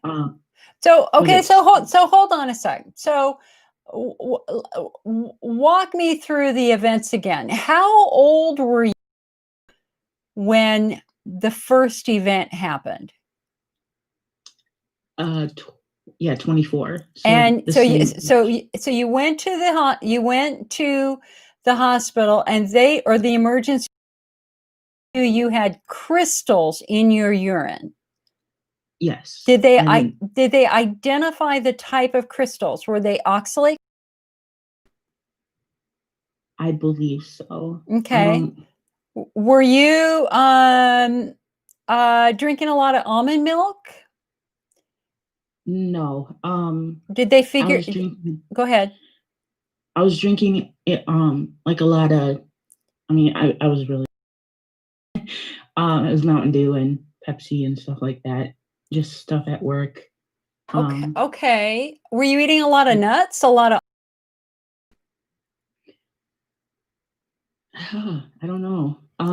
Because there are foods that are very high in oxalates, and that can trigger kidney stones, and that will trigger crystal growth in your urine. Have you had any crystals since then? No. Okay, that's good. So what resolved that? Just the antibiotics, and I had to be really careful. Why would they give you antibiotics when you had stones? They even gave me what is it? Amoxicillin. Okay. And then it's like, really, for a UTI? Okay. But so I would get like a UTI like from time to time, and still they were treating it with antibiotics. And I told them, I'm like, don't you think that I might have IC? And they're like, oh, maybe you do. So here's a cystoscopy. So they gave me a cystoscopy, and I guess I got to see it because I was awake. And my bladder was the bladder of a newborn. It was beautiful, shiny walls and everything. Okay. And they, like, that urogynecologist, oh my God, was she horrible. I'm just brokenhearted by what she did, but she accused me of being malicious and factitious. So pretty much just making everything up. So how did they explain to you that your bladder was perfectly healthy, and yet they told you that you needed antibiotics? How did they explain that difference? Well, I didn't have a UTI around then. That's when I finally stopped having the UTIs. But I was in so much pain. I was just starting off at school, and I mean it. Oh my God, it hurt. It hurt to be standing and walking and going up hills because it was just pressure on my bladder. Okay. And how old are you now? 26. Okay, so this was really recent. And tell us what your symptoms are now. Sore bladder walls. I still have to watch out what I drink. Definitely vitamin C. If I have a lot of fruit juices that are high in vitamin C, my bladder just kills me. During my period, they really hurt. Or yeah, my bladder hurts. Okay, so hold on a sec. So when you have your period, your bladder hurts. Yes. Does it hurt a couple of days before your period, or does it hurt after your period starts? It's a couple days before and then during. Okay. Does it hurt the day that you ovulate? I'm not sure because I'm on birth control. So okay, all of this, when did you start the birth control? That was actually just before I got sick. Okay, so I have a brand new case study that was released earlier this year of an 18-year-old girl who suddenly developed fairly severe IC symptoms, frequency, urgency, pressure, pain. She had a lot of different diagnoses.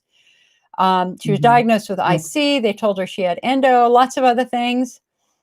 And in the end, her symptoms went away when they stopped the birth control, and she became a pretty famous case study. Oh man, I don't like that because I really like birth control. I mean, it's, well, I don't know. I feel like once I get off it, I'll be able to conceive.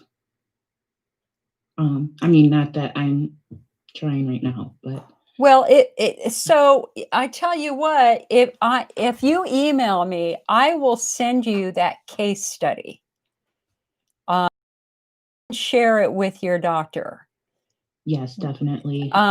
Because it may be that you might need, I mean, we don't know. I'm not a doctor. I can't give you medical advice. All I can do is try to context and education and different questions to ask.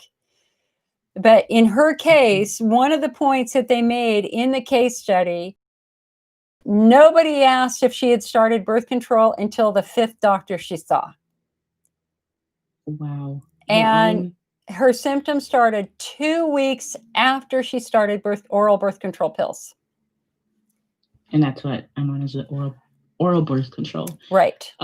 Right. Well, I know as of recently, so it was still the pain and everything. And I have a urologist, and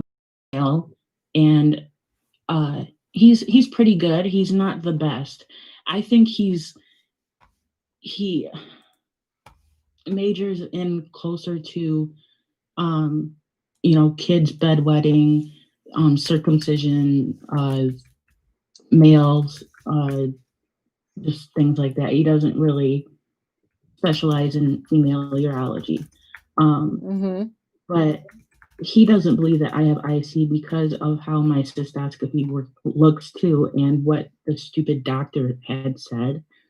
Um, and finally, I don't know what it was, but he like saw the light. He prescribed me hydroxyzine, which is really helping with my pain, and anxiety about the pain. And then he was like, "You can if you want to, but here's in order for uh, a bladder installation." He's like, "I don't have to put you out." And I'm like, the whole time he's telling me about it, I'm like, oh, ow. And he's like, "You don't have to do it." And I'm like, but I kind of want to do it. And I mean, I've had a few like where it just feels like I was just punched in the crotch. And that Well, was like a day after. right, right. But So, hun, other than that, I am just put in the link because you're also in the YouTube channel. I just put the link to the article with the case study in the Zoom chat. I am now putting it in the Facebook chat, and I'm now putting it in the YouTube chat. all right, I got it. Okay. There you go, hun. So let me read this abstract. Okay. So everybody understands this, because I think that this could relate to you. I think this could absolutely relate to you. You know, there's always been a group of patients who were hormone dysfunctional for one reason or another. And I do think that's a different subtype that hasn't been defined yet. But here's this Right, case study. It has been well documented that women, or the female sex, that being a female is a significant risk factor for the development of various autoimmune diseases.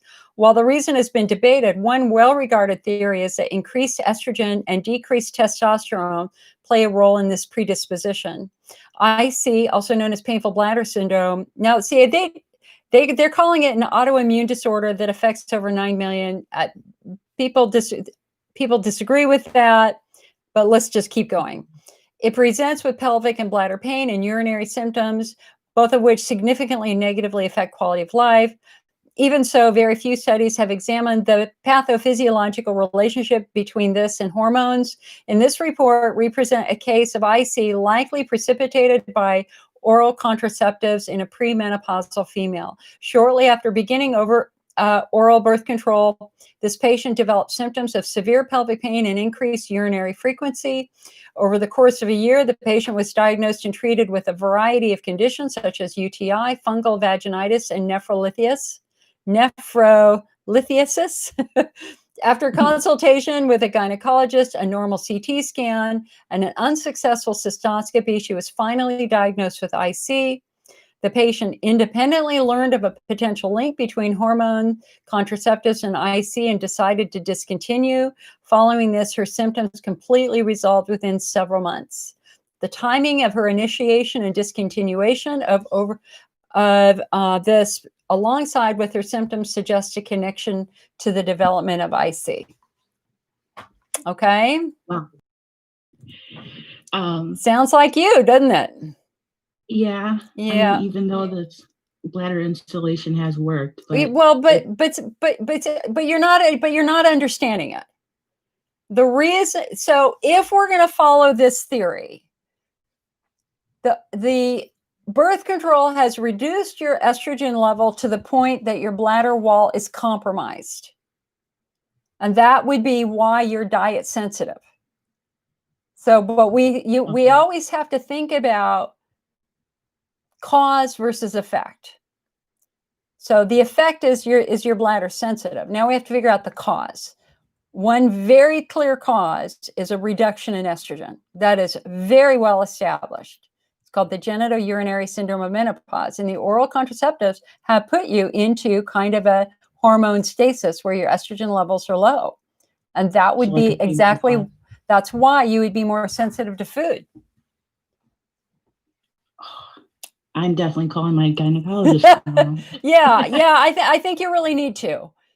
Because we've seen this over and over and over again, and it's a guess, but it's a good educated guess, supported by a good case study that was presented in a major medical journal.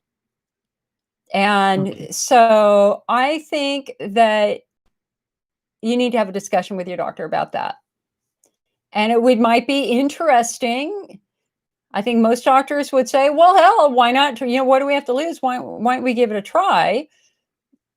And you're going to have to maybe try a barrier method of birth control, for a while. You might just be one of those people just super, super sensitive to birth control, or that your bladder might be super sensitive to it. Okay. Yeah. So, Bladder, so definitely. you're not alone, hun. Listen, you're not alone. You have done nothing wrong. There is no shame. There is no blame in what you are going through. You started birth control for exactly the right reason, just like I started birth control in my 20s, because I wanted to wait until I was in a better position before I could have children. And there's no shame in doing that. But what we have to understand is how our body is reacting to it. And it might be dropping your estrogen levels too low. It might be. Okay. I got a whole endometriosis story too, but I'll leave that for another time. Well, so that's a complicating factor then. So have you gone on birth control, not just to not have a child, but because you also have endometriosis and you're trying to control those symptoms? No, I was just diagnosed with endometriosis this year. I had a lot of like pelvic pressure, and so I called my urogynecologist that was new. Okay. And I told him, I'm like, I have a lot of pelvic pressure, and he's like, all right, transvaginal ultrasound right now.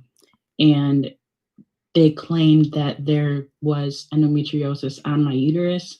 And then he's like, all right, you're definitely getting surgery.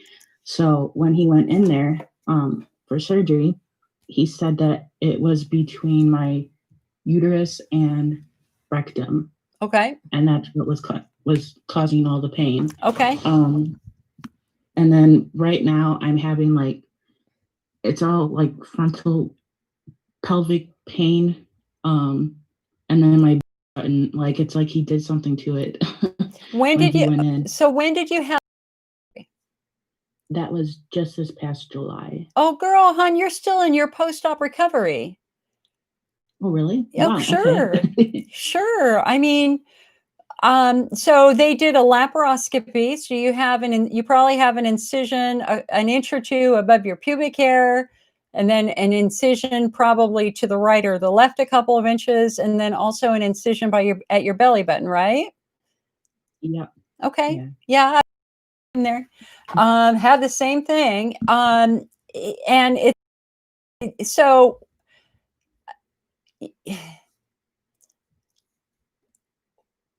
are all of the incisions painful, or just the one at your belly button? Just the one at my belly button. This is really weird, but you said anything. It doesn't. No shame.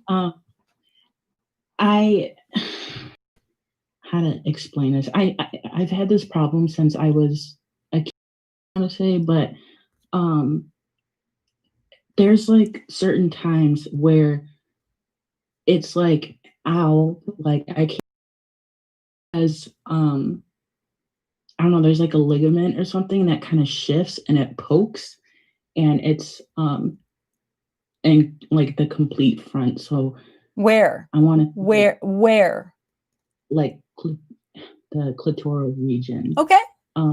Okay. And it just that I told my doctor about it, and he's like, oh, it's not connected to your belly button. And I'm like, but I feel like it is. Like, it really hurts. And like, I can't get it back. And he's like, well, there's a ligament there, but he's like, it's not connected to your belly button. Okay. So let me try to understand this again. So what I thought I heard is that you have for several years been dealing with some sort of movement pains or some movement driven pain down in your crotch area. How Mhm. how long has that been going on? Was that before all this began? I don't know. I was because that belly button thing. I was a kid, but the pelvic pain started when I got sick with the UTIs and the IBS. Do you ever have pain shooting down your leg? Yes, I've actually been diagnosed with degenerative disc disease. Oh, Um, okay. yeah, Okay. I got it in L4 and L5. It's really degenerative. Oh, Um, okay. and then, but Okay. yeah, down my left leg, Okay. and I got sciatic nerve pain, and So I have don't you know. had so have you had a pelvic floor assessment? Uh, I've been to a pelvic floor physical therapist, and she's like, "You're good." She's like, "You graduated," and now just recently, like, all of my doctors, I mean, each and every doctors are like, "Kayleen, you have to go." Like, even my back physical therapy, they were like, "Go," and I was like, all right, I'll go." So I made up some appointments, and about a week later, I had to cancel them all because I'm like, I am in so much like vaginal pain that I can't even imagine like her like touching me. Okay. So Okay. Okay. So listen, hun. I'm a mess. I Yeah, know. no, but you're not a mess. Like you're not number one, again, this is not your fault. You have done nothing wrong. I don't want you carrying any shame or any blame for this. I don't want anybody giving you shit that this is your fault or anything like that because clearly it is not. You have a musculoskeletal issue combined with endometriosis that has also affected your bladder. Okay. And so you truly are the epitome of an anatomical mystery to be solved. Now that you've already done a good portion of the work, so we already know you've got a degenerative disc at your L4, L5. Do we know why that happened? Did you sustain an injury or anything at all like that? I mean, I've had my back hurt from time to time. And then But uh did you get hit by a car? Do you remember any major trauma that happened? I mean, I've fallen down the Well, stairs. okay. I Okay. I've been in a car accident where it kind of like messed up my chest Okay. Okay. because of seatbelt. Okay, but you And fell then down the stairs. Do you remember any tailbone injuries? no, nothing. Then it just hurting, being Oh, bruised up a little bit. okay. Okay. So clearly, you have sustained some sort of pelvic injury. And Okay. you've had major trauma. You've had major trauma. And the fact that you're at that point where you can't imagine anybody touching you, I totally relate to because after my hysterectomy, I was so messed up. I wouldn't let anybody touch me for. And it's like, no, Mm. no, you're not Well, going there. I can I'm barely hoping do not for that long. yeah. But in the end, nerves do calm down and muscles do relax, and you still are post-surgical. So you're still at that point where your body is still healing from surgery that they did 4 months ago or 3 months ago. Um, when things are feeling a little bit better, or maybe even with using muscle relaxants or something like that, I would go to the physical therapist and at least have a discussion and at least let them look at your body. You can say, I don't want you to do anything internal because it's messed up right now pretty Mhm. severely, but at least let them examine your body and look for abnormal tension patterns. Are you walking correctly? Do you have one leg longer than the other, et cetera, et cetera, et cetera. Let them look for tension in your core and in your glutes and in your legs. And they can do external work to start to relax those. And what you may need to do is you just may need to do external work for a couple of weeks, really give them an opportunity to get those muscles into a better place before you can do some internal work. But Okay. don't be afraid of it. You are always in Oh, control. definitely. You are in Mhm. control. And if and you especially you desperately need this book, Breaking Through Chronic Pelvic Pain, because Okay. Yeah. you have got to understand the structures and what they're touching, and so that you can not only for yourself, because as you read this you're going to be thinking about your symptoms and thinking about your history and thinking about the falls that you've had and going, gosh, that could be me. I mean, just the whole pudendal nerve area. I mean, the fact that you've got sciatica, you absolutely have pelvic floor dysfunction. You have tight piriformis muscles. The fact that you've got pain shooting down your leg tells us that you've got sciatica. The fact that you have a funky pain by your clitoris and you've got persistent genital arousal disorder tells us again, you've got muscles compromising nerves. But and for all we know, there's one birth defect that happens where a nerve does not go, it goes over the bone, right? There's a little bit of context there too. So if this happened from the time that you were a kid, it could be something as simple as that. But it's probably not that. It's probably just that you have sustained trauma after trauma after trauma. For all we know, you could have scar tissue in there. You could have adhesions in there that could be playing a role in why these nerves are not functioning normally. Where do you live? What state do you live in? Illinois. Pretty much Illinois. So, Rhonda Cotterinos, like the top physical therapist who actually made the first discovery, I actually think is in Illinois. Go to pelvicguru.com, pelvicguru.com. And that is a fabulous database of providers who specialize in pelvic pain. And I think if I were you, I would want some second opinions. I would want somebody to look at Yes. your body neutrally. And what do I always say? Don't walk in and say you've got IC. Do not do that. You don't want to fall down the IC rabbit hole. Your symptoms are not consistent with IC as much as they are consistent with tight pelvic floor muscles and pudendal neuralgia. And so that whole clitoral irritation, that's definitely the pudendal nerve that's probably being compromised in the same way the sciatic nerve is being compromised. And Okay, so, what about the bladder spasms? well, are they bladder spasms or are they pelvic floor spasms?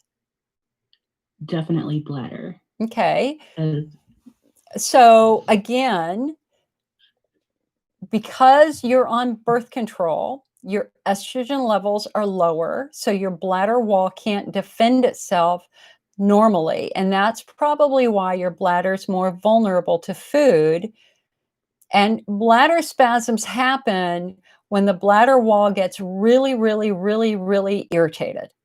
And also a false sense of fullness, yes, where you feel definitely. full even when you're empty. And so in this context, well, like it just happened to me for me. When we took a bathroom break, it felt like I was going to need a bowel movement, right? But I didn't. There isn't anything in there. It's that false sense of fullness from that nerve being irritated because I have a pudendal nerve entrapment. I'm about an inch to the left of my rectum. That's why my rectum's all messed up. So, um, um, you we're looking at two things. We're looking at nerves that are massively oversensitized and a bladder which cannot defend itself. So the other time we see that false sense of fullness happening is if you're poking your bladder over and over and over again with something that is irritating it. So do you take a multivitamin? On and off, yes. Okay, so stop Actually, that. Did a doctor tell you to take a multivitamin? yeah, I was really low on vitamins all of a sudden. Okay, so rather than the multi, were you low on B12 and D? What were you low on? Just D. Okay, D is in dog. Oh, vitamin D. Okay, so that's D very is dog. common.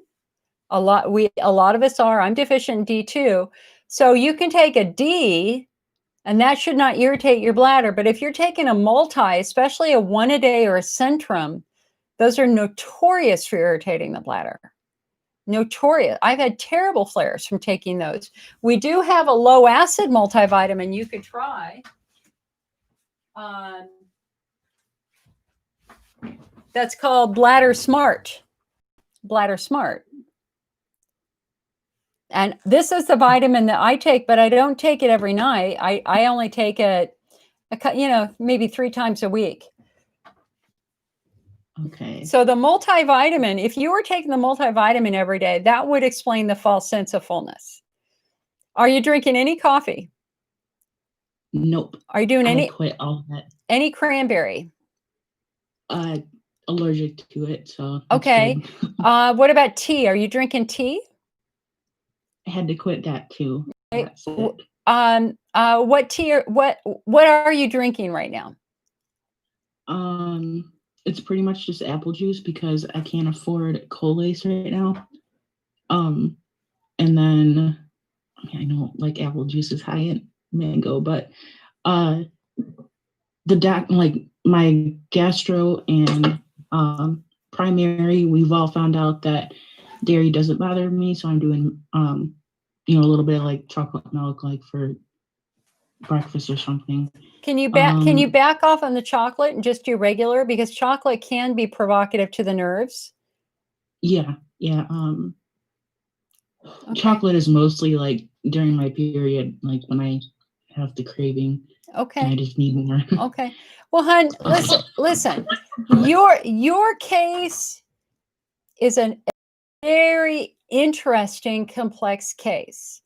And ultimately, again, this kind of goes back to the chicken or the egg. Which comes first, the chicken or the egg? And we don't know which came first for you. But this is what we do know. You absolutely have pelvic floor dysfunction. You absolutely have muscles that are compressing a nerve, which is you have sciatica. And the odds are that is also why you're having that funky clitoral issue too. We also know that you started birth control, and that's going to change and affect the health of your bladder wall. And so you've got lots of things to explore now with your doctor. And I think that having a discussion about maybe playing with the birth control a little bit would be very interesting to see what they have to say. Give them the case study that I just gave to you. But I think the other and also with the endo, I mean,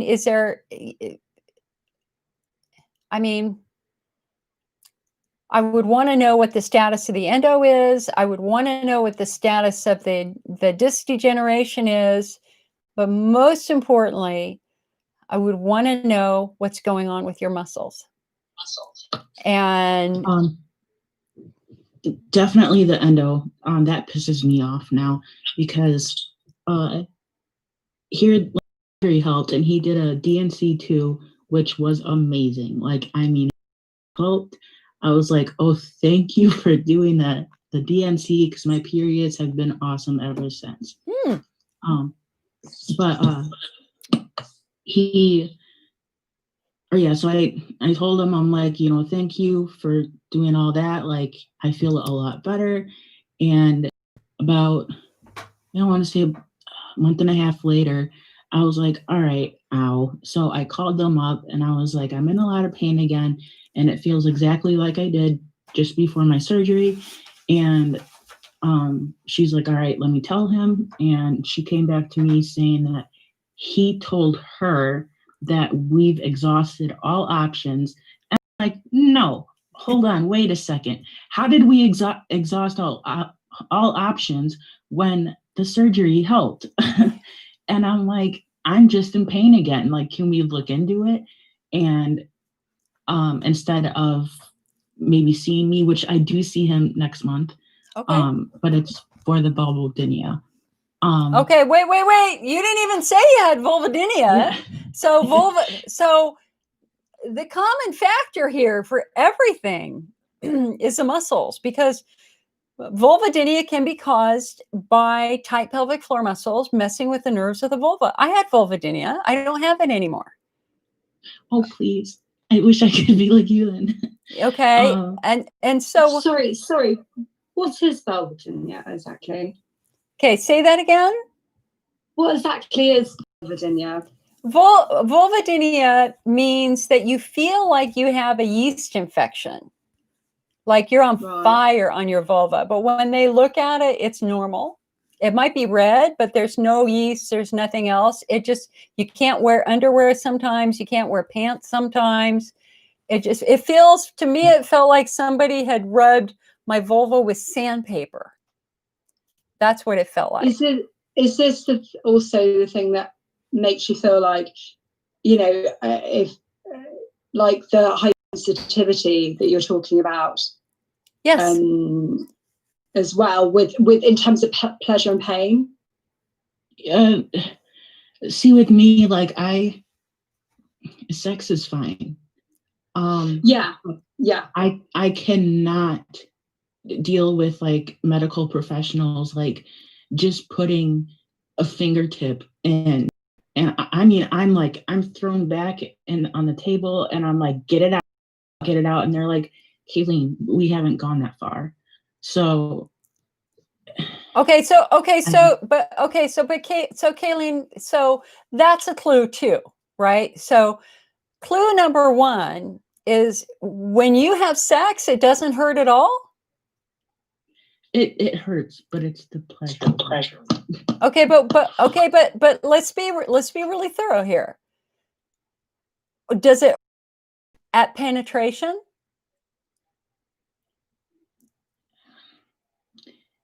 The only way I could say this is, I mean, if like I'm just one of the people that likes pain. No. Okay, no, stop it. No. I do not want, no. Do not do that yourself. None of this is your fault. Don't let anybody even dare to suggest anything like that to you. If sex is painful, there is a problem. Oh no, it's been all me. No, okay. Well, let's listen. That we're kind of getting into an area that's a little uncomfortable, and we probably don't want to do that quite so publicly. I'd like to talk to you privately about that for sure, but sex is supposed to be pain-free. And we're not talking about all the other stuff that can go on with that. A little bit of hurt sometimes goes, can be arousing, whatever. Ultimately, in the end, if you've got tight pelvic floor muscles, let me hold up where's my thing? Okay, hold on. I got to find my vulva here. All right, let me put my vulva on. All right, so look. Oh God, see, this vulva just keeps falling off all the time. Stay. All right, so this is from the pelvis, from the bottom up. So what makes the pelvic floor muscle so incredibly powerful is that they're the only muscle group in human body design that help major bodily functions and influence major bodily functions. So these right here, darn it, I'm not so good with my pictures today. This is your levator muscles. So your levator muscles go from front to back. And in the levator, and there are actually several different muscles that compose the levator ani muscles. There are 3 holes. There's a hole for your rectum, there's a hole for your vagina, and there's a hole for your urethra. And then also, for people who are interested, this is the perineum. The perineum is this swath of tissue right here that goes between the vulva and the rectum. If these muscles are tight, it's going to be hard to have a bowel movement. It's going to be hard to pee.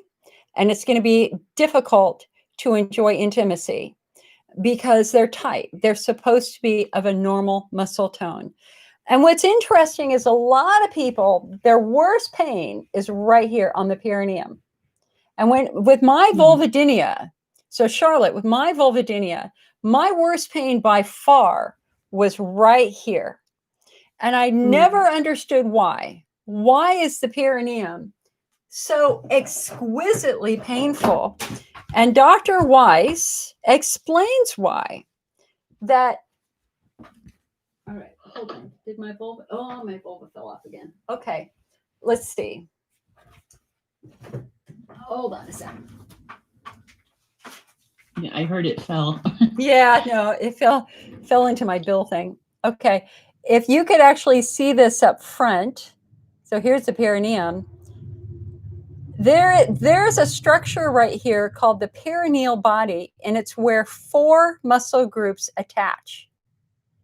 So the reason why the perineum gets so tender is because the muscle attachment point is under stress. So it can be like stress, like from anything, like everyday tension, work stress, physical muscle tension from sitting too long, from riding a bicycle. I mean, you can see that for people who ride a bicycle, you can completely understand why they end up with pudendal nerve issues, because the bicycle seat is pushing directly into the structure, directly into the muscles and nerves. There's nothing to protect it. That's why a bike is so devastating. Such a shame. I love cycling.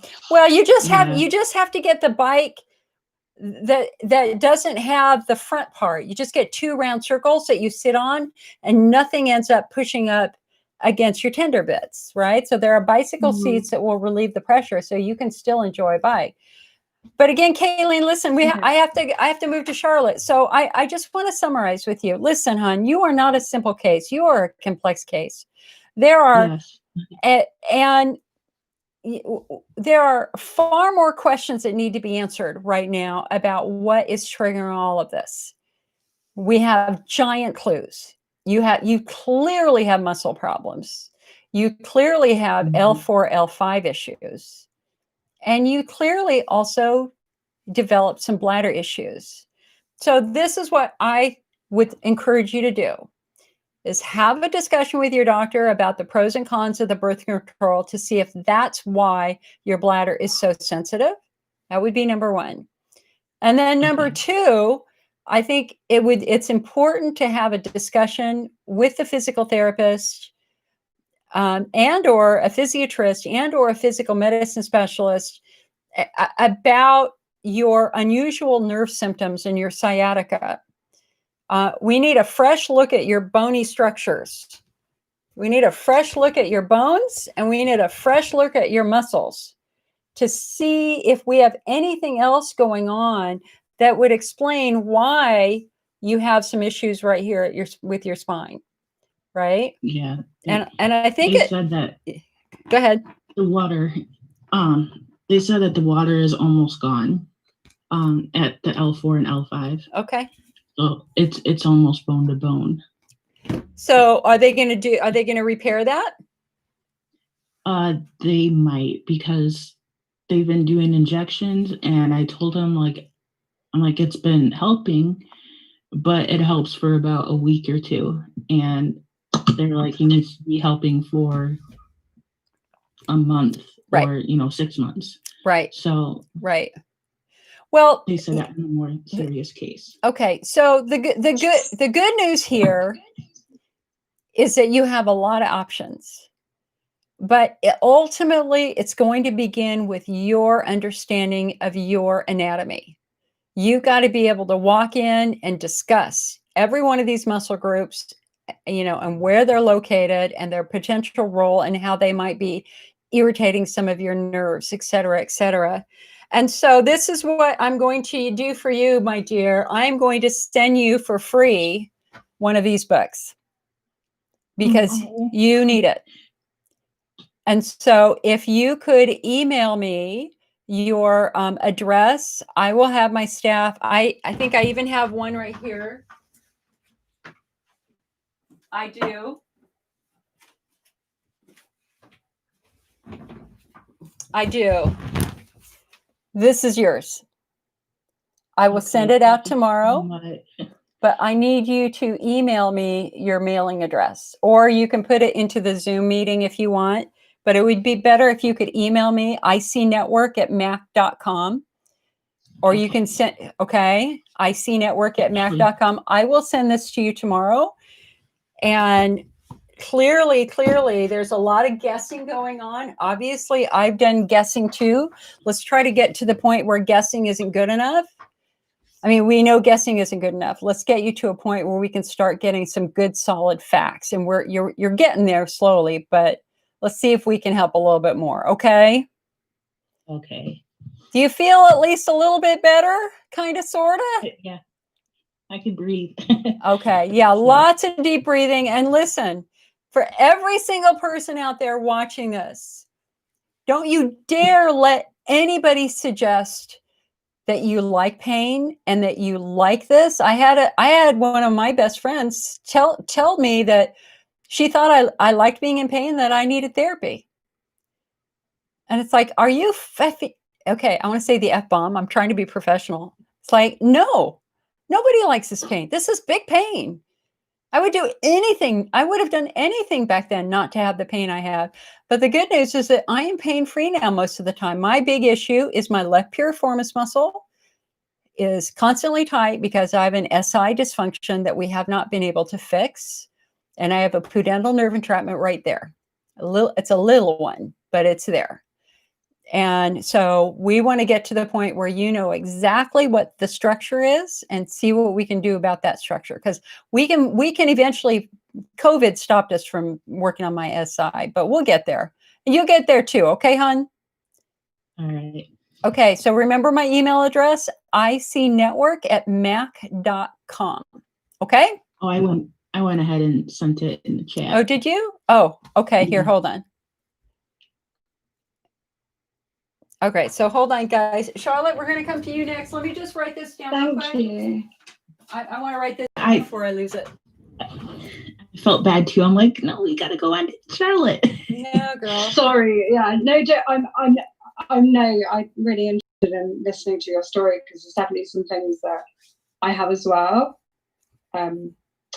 But yeah, it's England at the moment where I'm in Bristol in England. It's quite late and I just took a sleeping tablet before coming online. And I just saw that you were live and I thought, oh, wow, this is such a good opportunity to get involved. I am quite sleepy. So, but I do want to have a chat if that's okay. Yes. Okay. I just need to understand before I go and talk further. Is this on YouTube, the Zoom video? Yes. Okay. All right. It's just what I'm comfortable sharing. So it's good to know. Yeah, we are live right now on Facebook and YouTube too. And it is recorded. And so if you would prefer to do this offline, you can stick around and I'd be happy to talk to you offline when we close the meeting down. Your choice. I'm happy to talk about some things. It's just some things that are a bit more personal. And if you ask me a question where, you know, I'm not comfortable, I'll just say, I'll talk to you about it after kind of thing. Okay. That's okay with you. All right. Well, tell it. All right? Not a problem. I want to connect with other people as well and have that experience. Shall I just talk about quickly what my main symptoms are and how it kind of started for me? Yes. Okay. So I'm a twin. My mum struggles with bladder problems, not to the extent, but I think it's probably from having twins. My twin brother has, definitely experienced needing to go to the loo more as well. He's not like me. So there's definitely something triggering in our family. I feel for me, I didn't have any symptoms. I was absolutely fine throughout my whole childhood, absolutely fine. I got to about 21 years old. And it was like one day, I'm now. Okay. One day out of the blue, I just like needed to go to the loo really badly. And it was when I had my period. And I started, after every kind of month of having my period, I just started wetting myself and not knowing why. It was just really weird.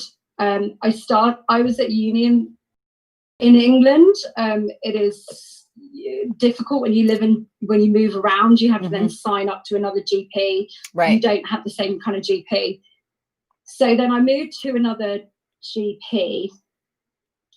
So during this point when they were trying to figure out what's wrong, I then moved to another GP, and then I kind of was fine for a little bit.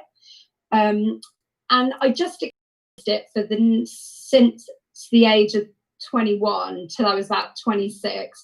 Just the problems would happen when I had my period, and I kind of just got used to it. Like, it's only when I have my period. Okay, so let me just make sure I understand what you're saying. So what you're saying is that when you have your period, you are a little tiny bit incontinent and you leak a little tiny bit. Is it a lot or a little?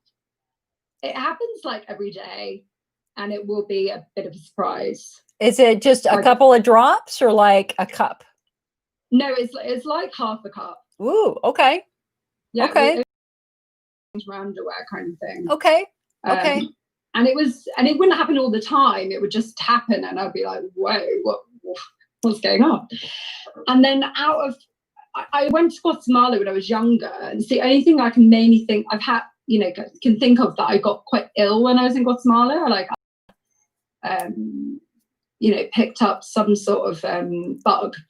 Okay. And for 3 days, I was just really not well. I've also had like a fungal thing on my back. Okay.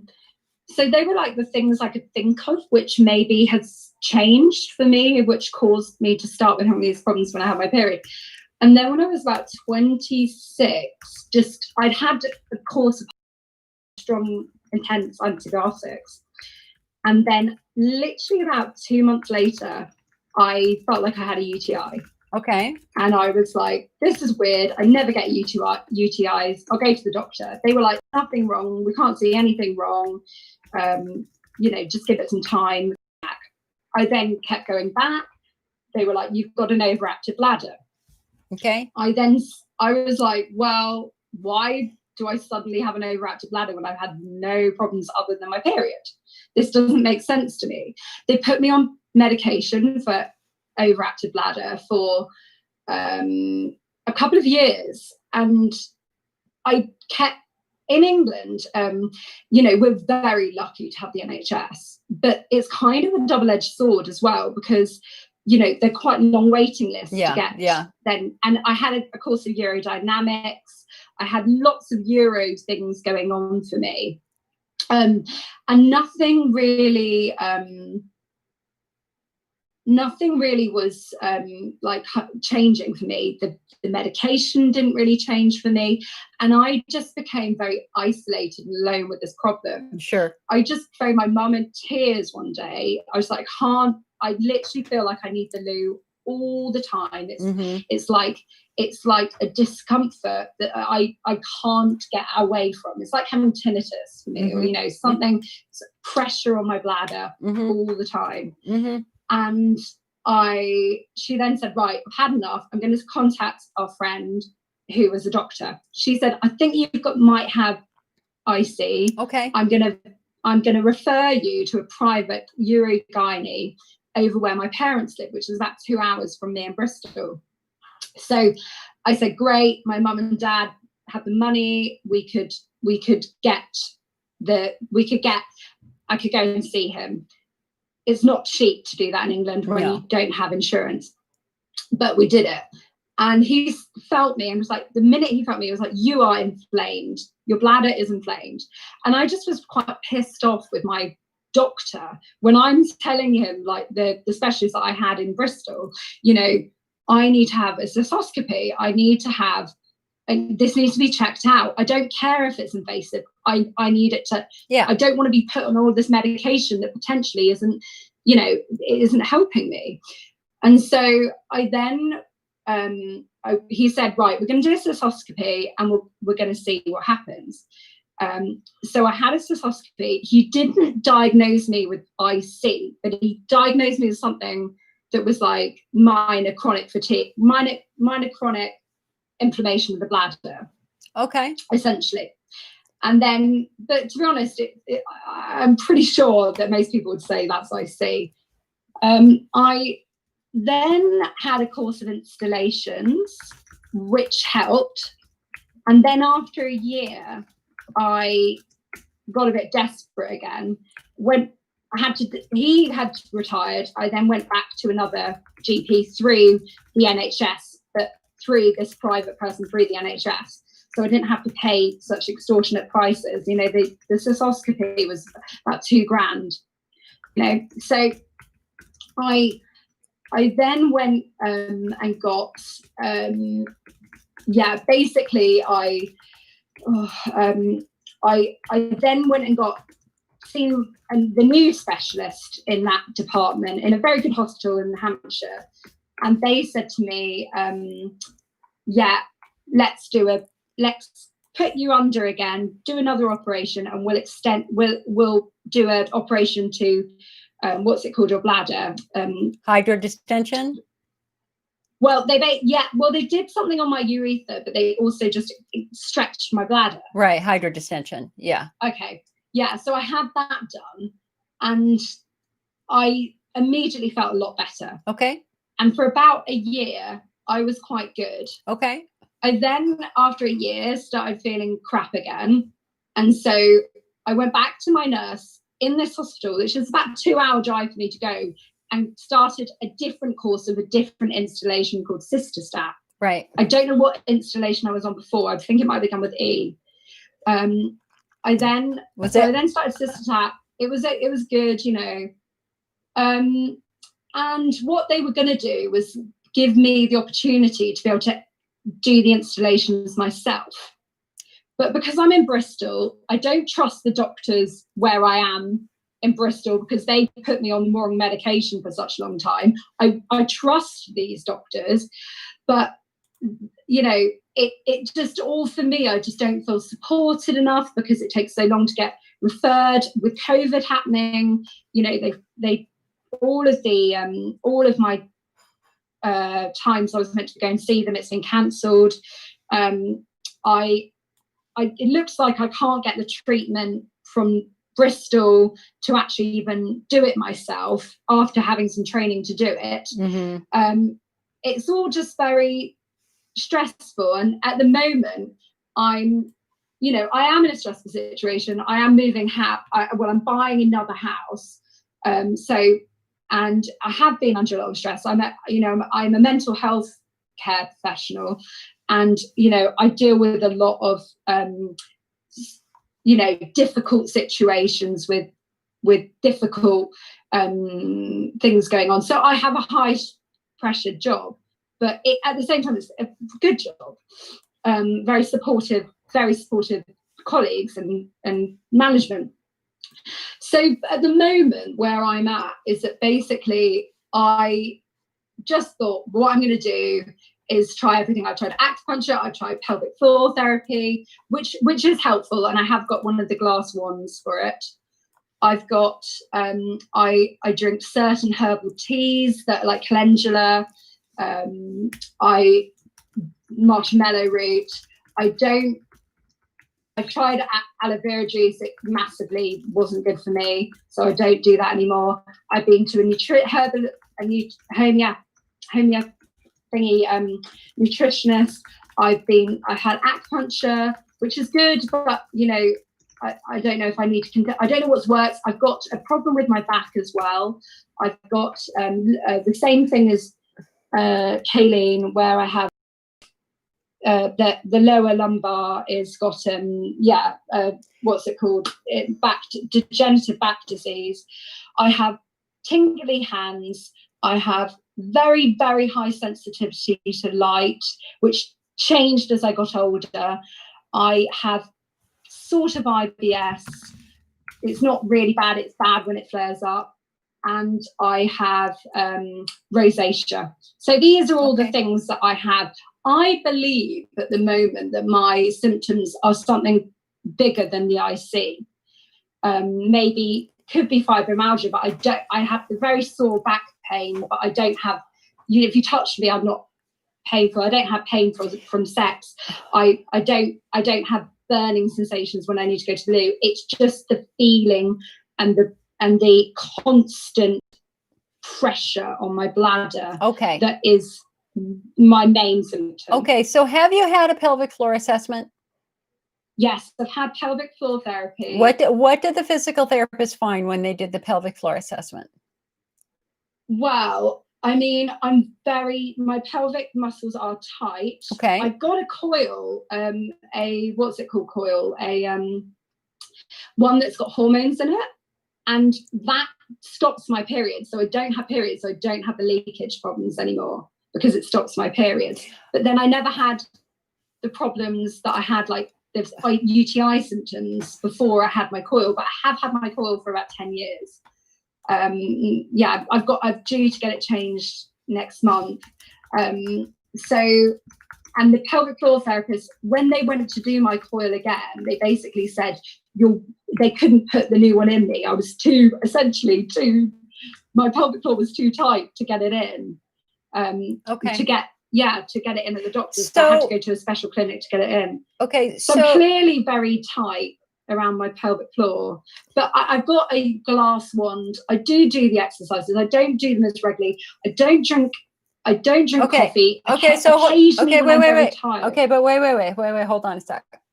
So again, we can't talk about therapy until we understand your anatomy, right? Yeah. And so to me, the most interesting part of what you've told me so far is that you were incontinent during your periods.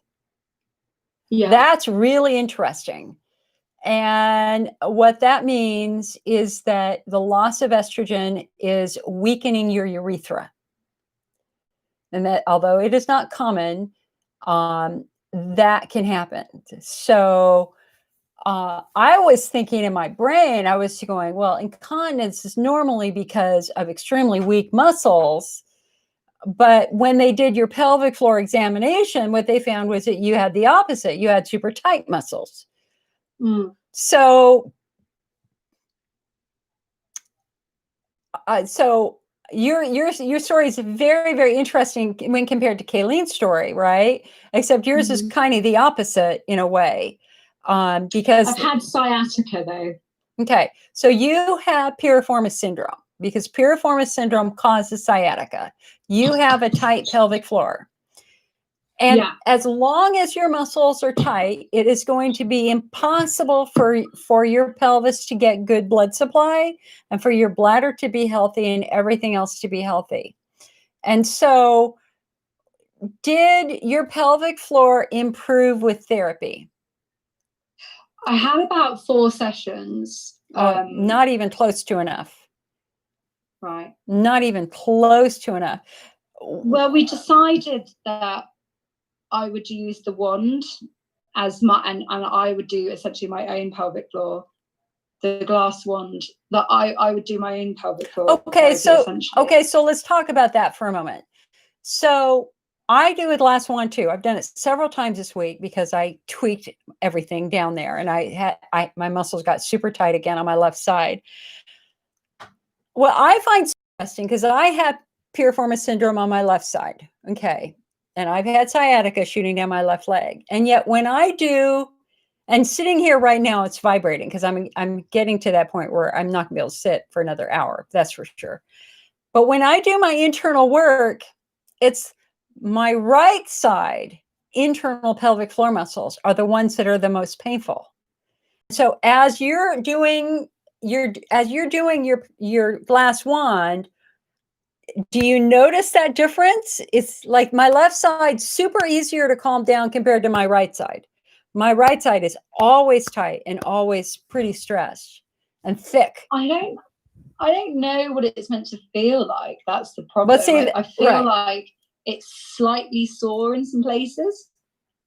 So My physical therapist, she kept saying, Jill, it's a J shape. You have to move it in a J shape. And I didn't understand. You know, I mean, when they give you the glass wand, it's like, you know, and you're first getting used to it, you're just sticking it in there and touching stuff. And it's really hard to know what you're doing. It's hard to know what you're touching. It's hard to know where you're supposed to move. And and she kept saying J shape. And I was like, I don't get it. I do not understand a J shape. It doesn't make any sense to me. And then I read this book, right? I don't know. There's just something about the way he explained the anatomy in this book that helped me totally understand it. And I can demonstrate it here, right? So look. So here is your pelvic floor, and I'm putting my finger where your vagina was, right? And it is a J shape. Look, it's a J going up, right? Because you're following the length of the muscle. And so where it's down by your tailbone, that's the curve of the J, and then it extends up in a straight line up the side, up your hip bone.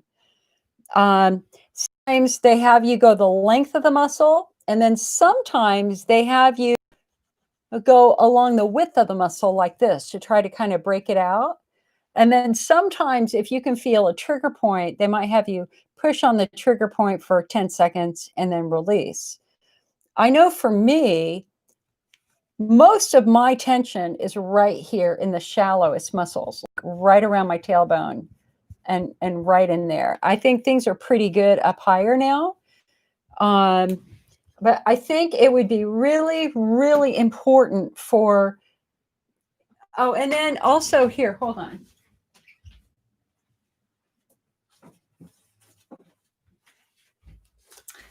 This book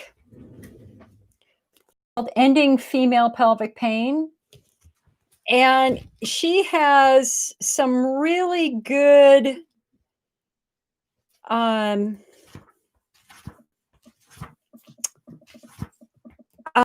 she demonstrates really well how to move muscles and how to use the wand and all that sort of stuff.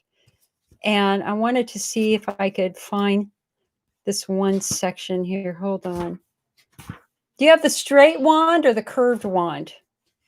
I have like a curved one. I love the curved one. It really works. It was good, yeah.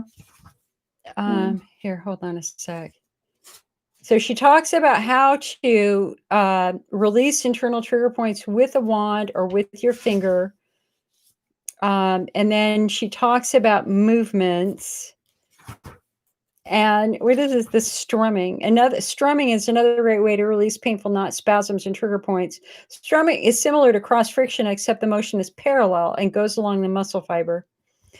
So anyway, this book might be reasonable too. Okay. Ending female pelvic. Yeah, but I think, but honestly, the first book, Breaking Through Chronic Pelvic Pain, is superb. I have bought it. I've only read one chapter so far, but I have bought it. Yeah. I think for me at the moment, what I'm struggling with the most is just my interrupted sleep. I'm so tired, and it's really difficult. Trying to focus when you're that. It feels like I've had a baby, but I haven't. Like I'm always. Okay. At the moment, does it ever feel like by the end of the day you're carrying a bowling ball around in your pelvis, like that's really heavy? Feels like that all the time. Okay, so another thing to check for is something called pelvic congestion syndrome. It's basically big varicose veins in the pelvis that end up collecting too much blood. And it's known for worsening as the day goes on, and your pelvis feels heavier and heavier until it feels like you're literally carrying a bowling ball. And that's very fixable. That's easily fixable. So how would you fix that? I'm sorry, but that what my doctor found in my surgery is vaginal varicose veins. Oh, Kayleen, there you go. Okay, and so did they do anything about it? Nope. I'm just dealing with them. Oh, well, that's not good. That's not good enough, hon. Come on, you're suffering. Yeah. Go over. I did a big article on pelvic congestion syndrome in our magazine.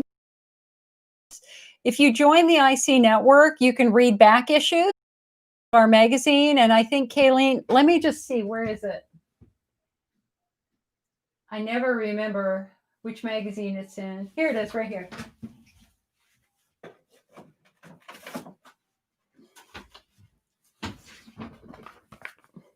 Okay, so this is in our spring 2021. So it was this year. And I have a big article in here on, well, not big, but a good article in here on pelvic congestion syndrome that Stacy Shannon, our writer, wrote. And one of the exciting things about it, I mean, I think you really need to read this. You have to work with a special type of radiologist who can fix that easily. And we talk about how that's done.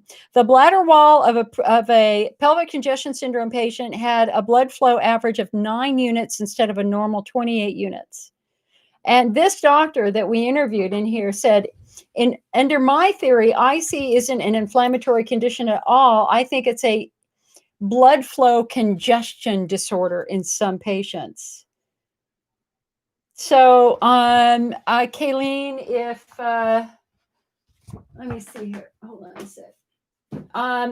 If I can find, I think I might have an extra copy of this. If I do, I'll throw it in with the book for you. Okay. Okay. Okay. All right. So Charlotte,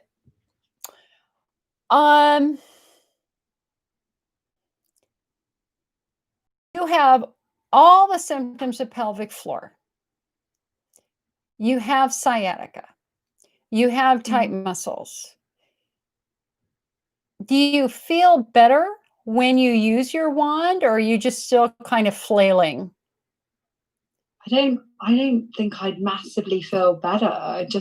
Yeah, but I don't think you know what you're doing, honestly. But the problem is, it is like if I drink this alcohol, or if I do all the things like that, then I will go into flare-up mode. But only if it's like, I've got a cold, I've had a glass of wine, I've maybe had the odd coffee, which I don't really love coffee that much, but then I will go into flare-up. So but see this, you guys, for everybody watching, you have to understand this. It's the chicken and the egg. Which comes first, the chicken or the egg? They're both involved. Everybody has bladder issues and muscle issues. They cannot not both be involved. They're too interconnected. And one of the things that he explains in this book is that there are two fundamental reflexes in the pelvic cavity. So reflex number one is called the viscerosomatic reflex. And that is, can organs change muscle behavior? And the answer is absolutely. If you've got a bad bladder infection and you're screaming in pain, you can damn well bet your pelvic floor muscles are tight in a guarding reflex to protect you from that pain, right? So that's clear. We know organs can change muscles. But the far more important question is, can muscles change organs, also known as the somatovisceral reflex? And the answer is absolutely. So how does that happen? You sustain a muscle injury, the muscle gets tight. The first thing that happens is that there's a blood flow disorder. The blood is not flowing correctly. But you have no clue you have a muscle injury. You have no clue that we have diminished blood flow. Your first symptom is frequency, urgency, pressure, pain. You call the doctor. Doctor goes, must be infection. You think must be infection. You take antibiotics. They don't work. Or it comes back. And eventually the doctor says you got overactive bladder. And then eventually they put you on those meds. They don't work. And then eventually they put the hammer down and say you've got IC, and they give you IC meds. But the reality is that you still flare. So the question is, can muscles change bladder behavior? And the answer is yes. Number one, it will restrict blood flow. So it's very hard for the muscles to be healthy if they don't have good blood flow, right? I mean, for the bladder to be healthy. But the second thing that happens is that when blood supply is diminished, nerves do not get the blood flow they need to be healthy. So what happens is the nerves become dysfunctional.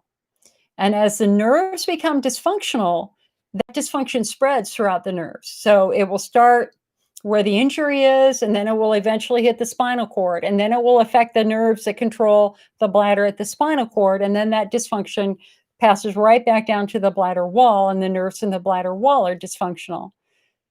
Dysfunctional nerves release a substance called substance P, which causes tissue to break down. And that's why the bladder wall starts to break down in some patients. And so therapeutically, you could be on bladder therapies for decades and you would not get better until the muscles are restored, until blood flow is restored. And that is why. Go ahead. But then why does it get better with the stretchingness of my bladder, or because when they distend your bladder, they're breaking the muscle, they're breaking the nerves, they silence the nerves. When you stretch the bladder, it temporarily breaks the nerves in your bladder wall, but they always grow back. And for some people, they go back in 3 months, and some people they grow back in 9 or 10 months. I call a hydrodistension a destructive therapy. It's not a constructive therapy. It's not building anything. The reason why you feel better is because it's breaking the nerve, and so the nerve is silenced, and so you feel better. The problem is that more nerves grow back.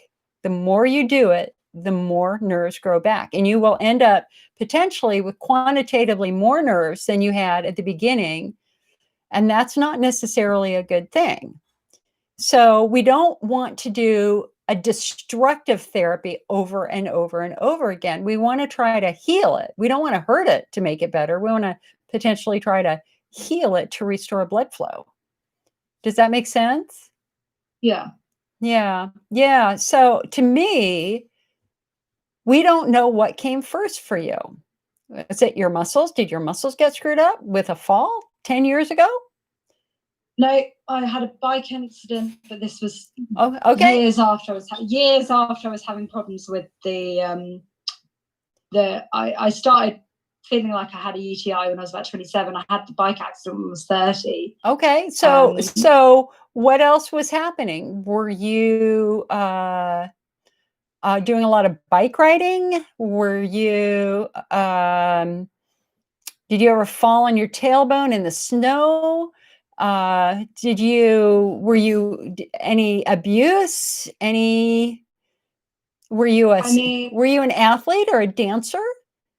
I was a gymnast when I was young. I wouldn't, not competitive. It doesn't matter, but that's the thing that we see is frequently a history of repetitive trauma in childhood and childhood athletes. That's the missing piece here. Is you were a gymnast, you fell on your butt all the time. I was about 6 when I started and 10 when I finished, so it was very young.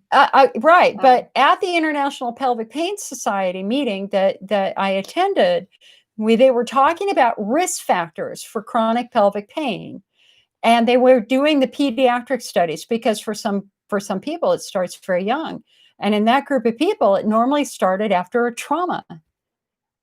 You fell dozens of times on your butt as a gymnast, even as a kid. I think it might be more common that from skiing, to be honest, if I've had bad falls. They're both. So you have a history of repetitive trauma. So the odds are your muscles have been tight for a long period of time and that your bladder is a secondary victim. And so I think that you've got to really understand the anatomy a little bit more, try to think back about the different types of falls you took, because being a gymnast is it's like being a ballerina. You guys are at the highest risk of all, an ice skater, of having long-term pelvic floor issues because of your sport. And so if I were to bet money, I think that you probably had a series of pelvic injuries from gymnastics. Your muscles started to get tight back then, and then you were in school, and then you might have been sitting for a long period of time, and then you started working, and if you had a career where you were sitting or anything that would have put even more stress on your pelvic floor, eventually you hit that point where the muscle tension started to cause pain. And so you, in my opinion, are probably a classic pelvic floor repetitive trauma patient. And we have the evidence to support that, because you have sciatica, you have a tight piriformis, and they told you have tight muscles. You just haven't you don't know how to work with those muscles yet. And hopefully this book will help. And I really, again, I want you to read it and think about the types of injuries you had. Okay? Jill, I've just started taking herbal medicine, which is St. John's wort, holy basil, calendula as a tincture or something that's called. Okay. From this guy that makes teas for me, calendula, marshmallow teas, and I found the teas to be quite useful. But I mean, I heard you speak to somebody earlier about that. That's not actually the best idea, and I mean, I've spent a lot of money on all this stuff lately. I'm trying to. I've just had my housemates had COVID. I've been tested negative, so I think that's why I might be in such a bad flare at the moment. Yeah, is that I haven't been potentially had COVID. So I feel like the problem is when I'm not well, if I'm ill, I'm more likely to get a flare, and when you're under stress, you are more likely to tighten your pelvic floor muscles. And so there's not an active disease process happening, most likely. What's most likely happening is that you're stuck in a tension, a muscle tension issue. Then the tension gets worse when you're under stress. And you're in the hardest situation of all, because you're now dealing with active COVID in your home. And I'm so sorry you're going through that. That's got to be incredibly stressful. I think the calendula, marshmallow root, the St. John's wort, I don't have an issue with that at all. I don't see that. I do like it. I do like a glass of wine at the weekend, but I don't touch it. Okay, but you're not. What would be more interesting would be trying to do something that's a muscle relaxant. Like, for example, baclofen or Flexeril, or even a vaginal Valium suppository. It'd be very interesting to see how you responded potentially to a muscle relaxant. But again, you have to talk with your doctor and see if your doctor supports that. But that would be a fascinating experiment, or even using some CBD. Yeah, I tried CBD. I didn't really notice much difference, and it was quite expensive. But maybe I could do that again. I used amitriptyline last year, which massively helped, but it made me very, very tired. Made me put on weight, and I was just conked out all the time. But I'm getting to the point now where I'm in so much discomfort. My flares just not got better after a month, and normally after a week I'm all right. That I feel like I need to go back on the amitriptyline again. But I just worry about taking it. I worry that the impact it might have on my eyes. I feel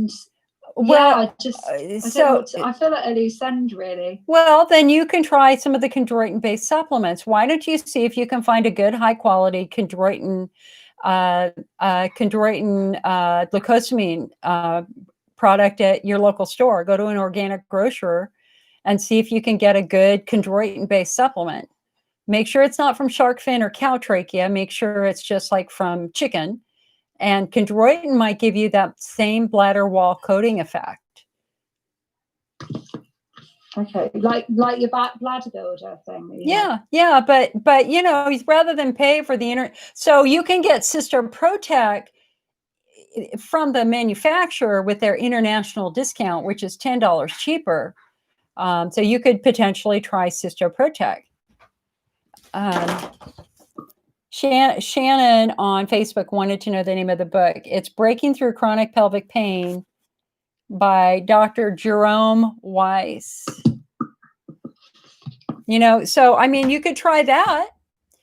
I mean, shipping to the UK is really hard and it's super expensive. Yeah, So what I would look for is I would look for a good chondroitin-based supplement. Try to get the source of the chondroitin. Try to make sure it's from chicken rather than cow trachea, which is actually banned in the European Union. So you probably can't even get that anyway. You could go for some quercetin as long as it's not derived from citrus. That might help with a little bit of the mast cell activity in your bladder wall. But in Europe, you might even be able to get, it's called UMPEA, which was the PEA formula used in a big IC research study last year, which found that palmitoethanolamide was dramatically successful in reducing pain in the IC patient. So those would be good, but those are all viable options, but we don't just want to treat the symptoms, we want to address the cause. And I think the cause for you, I'd bet good money that it just goes right back to repetitive pelvic trauma from you falling over and over and over.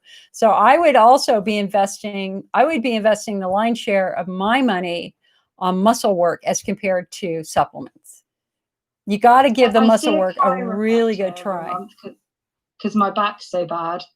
But so would you say like physiotherapy, more physiotherapy for my pelvic floor or physiotherapy for my back? Both, because we don't know how your back is influencing your pelvic floor and vice versa.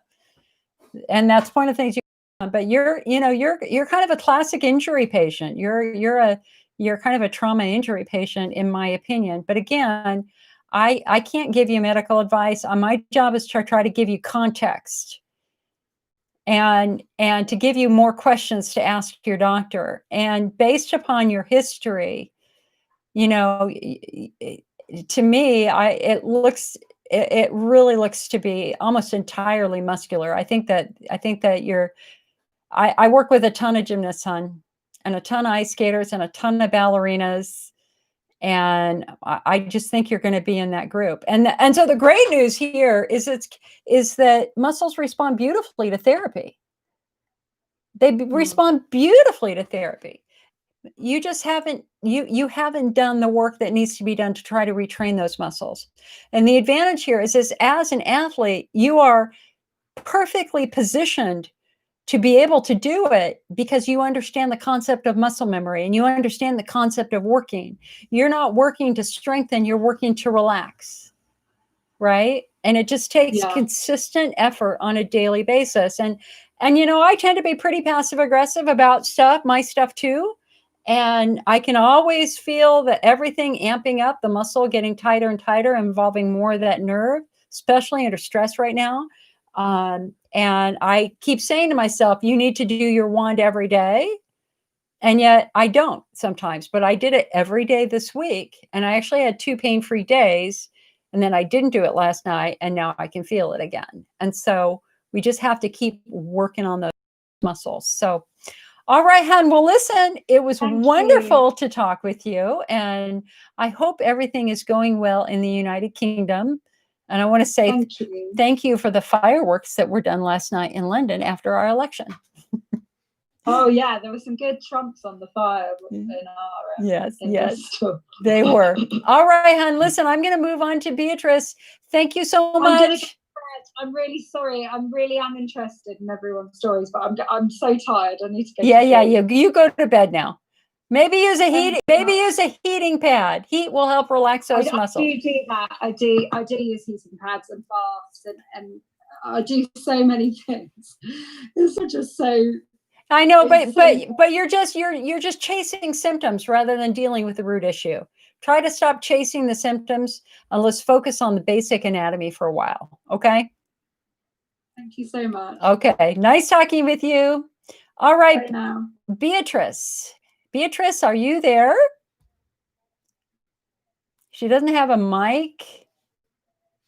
She does not have a mic activated that I can see. Beatrice. Hello, Beatrice. Are you there? Let me try this. Let's see if she responds.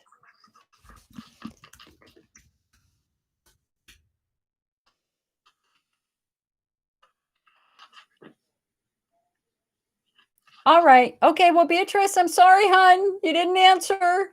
So I'm going to shut down. You can, Beatrice, you're always welcome to give me a phone call afterwards. I mean, like on Tuesday, I take Mondays off, and I'd be happy to work with you. All right. Okay. So I'm going to shut down the Zoom meeting.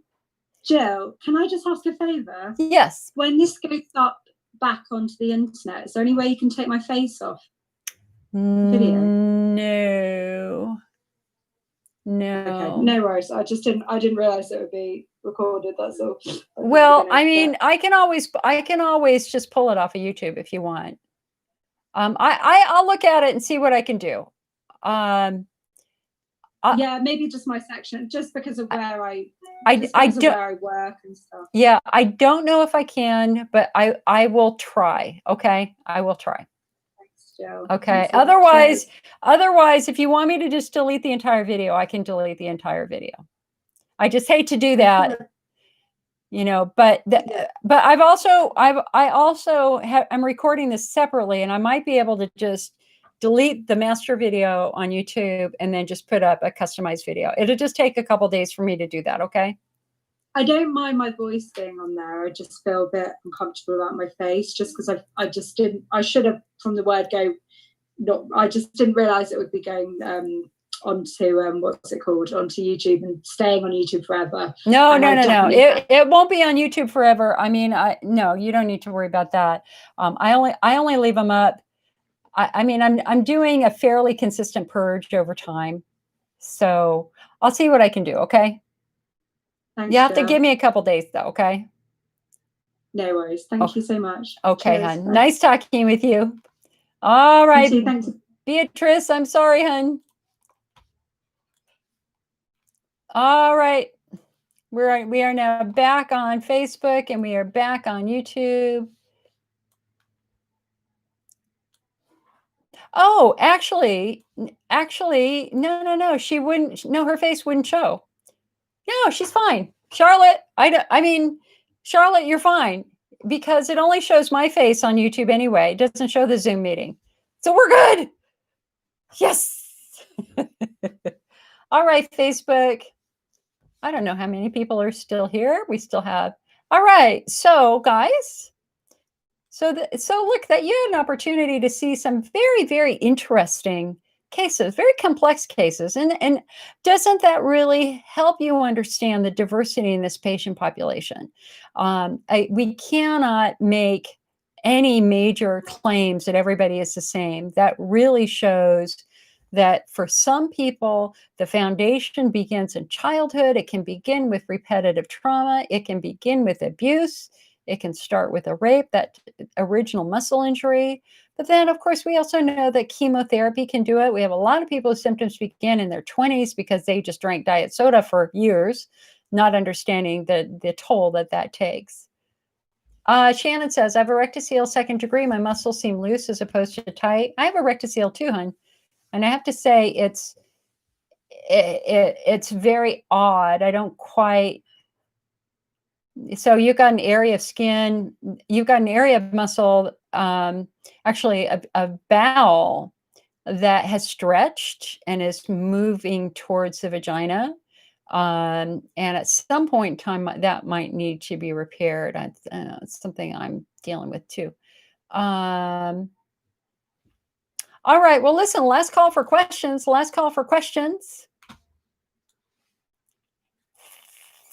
Y'all have been very nice today, I have to say. YouTube, you guys are so quiet. Can you explain disc disease? Nala says, can you explain disc disease as an NIC and if they're connected? Yeah, sure. So, this is a really good, model to show because the nerves, the nerves in the pelvis, right,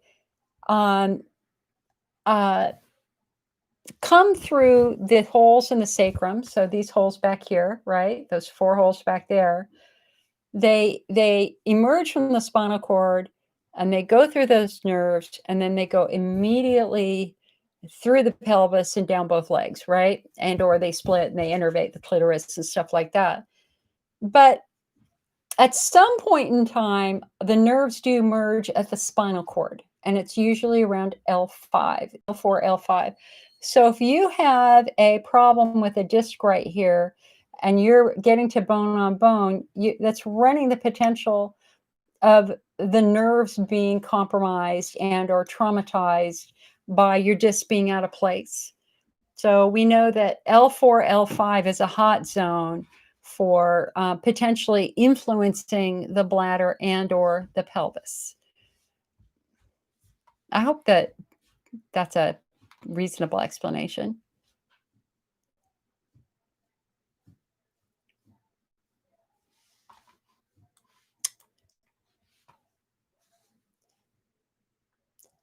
All right, so listen, how about a giveaway? Tell you what, I have a couple of bottles of Cystomend. So again, this is kind of the equivalent to Cysto Protect, but with some pumpkin seed extract added to it. I would love to give away 2 bottles of this. One on Facebook and one on YouTube. For anybody who would like to try this supplement, this is brand new. You'd be literally the first people to try it. Some of the first people to try it. It was invented by Natural Approach Nutrition. And they have, it does contain shellfish. So if you have a shellfish issue, you cannot take it. It is naturally formulated without shark, soy, egg, milk, wheat, or tree nuts. It is GMO, gluten, and yeast free. It is manufactured in an organic certified facility, and there is no magnesium or vegetable stearate and no titanium dioxide. So I tell you this. So Shannon says, would an MRI be helpful in the case of lumbar? Sure. Sure. I've got 2 bottles to give away. Anybody who would like to try Cystomend on the house, the first 2 people who email me their mailing address will get them. So if you can email me icnetwork@mac, that's short for Macintosh computer, icnetwork@mac.com. If you email me your snail mail address, I will send out some Cystomend to you on the house. All righty. So icnetwork@mac. First 2 people. We're not going to split it YouTube, Facebook. Just the first 2 people. icnetwork@mac.com. Make sure you put your physical mailing address in there so that I don't have to email you back and ask for it. And I will send these out. All right. All right, my friends. Listen, your homework. We have, let's be a little honest here. It's been the week from hell. Our stress levels are really high. My stress level has been remarkably high. My pelvic floor has been tight. So you only have one homework from me, and that is get outside, enjoy the sun, get some relaxation, do some breathing. Let's just get the stress out. If you live in a divided home like I do, let's not bloat, anything at all like that. We are family members first. We are Americans first. Let us forgive, let us comfort, and let us embrace and enjoy our family members during the holiday season while we can. All right. Okay, my friends, I'm going to go. See you later.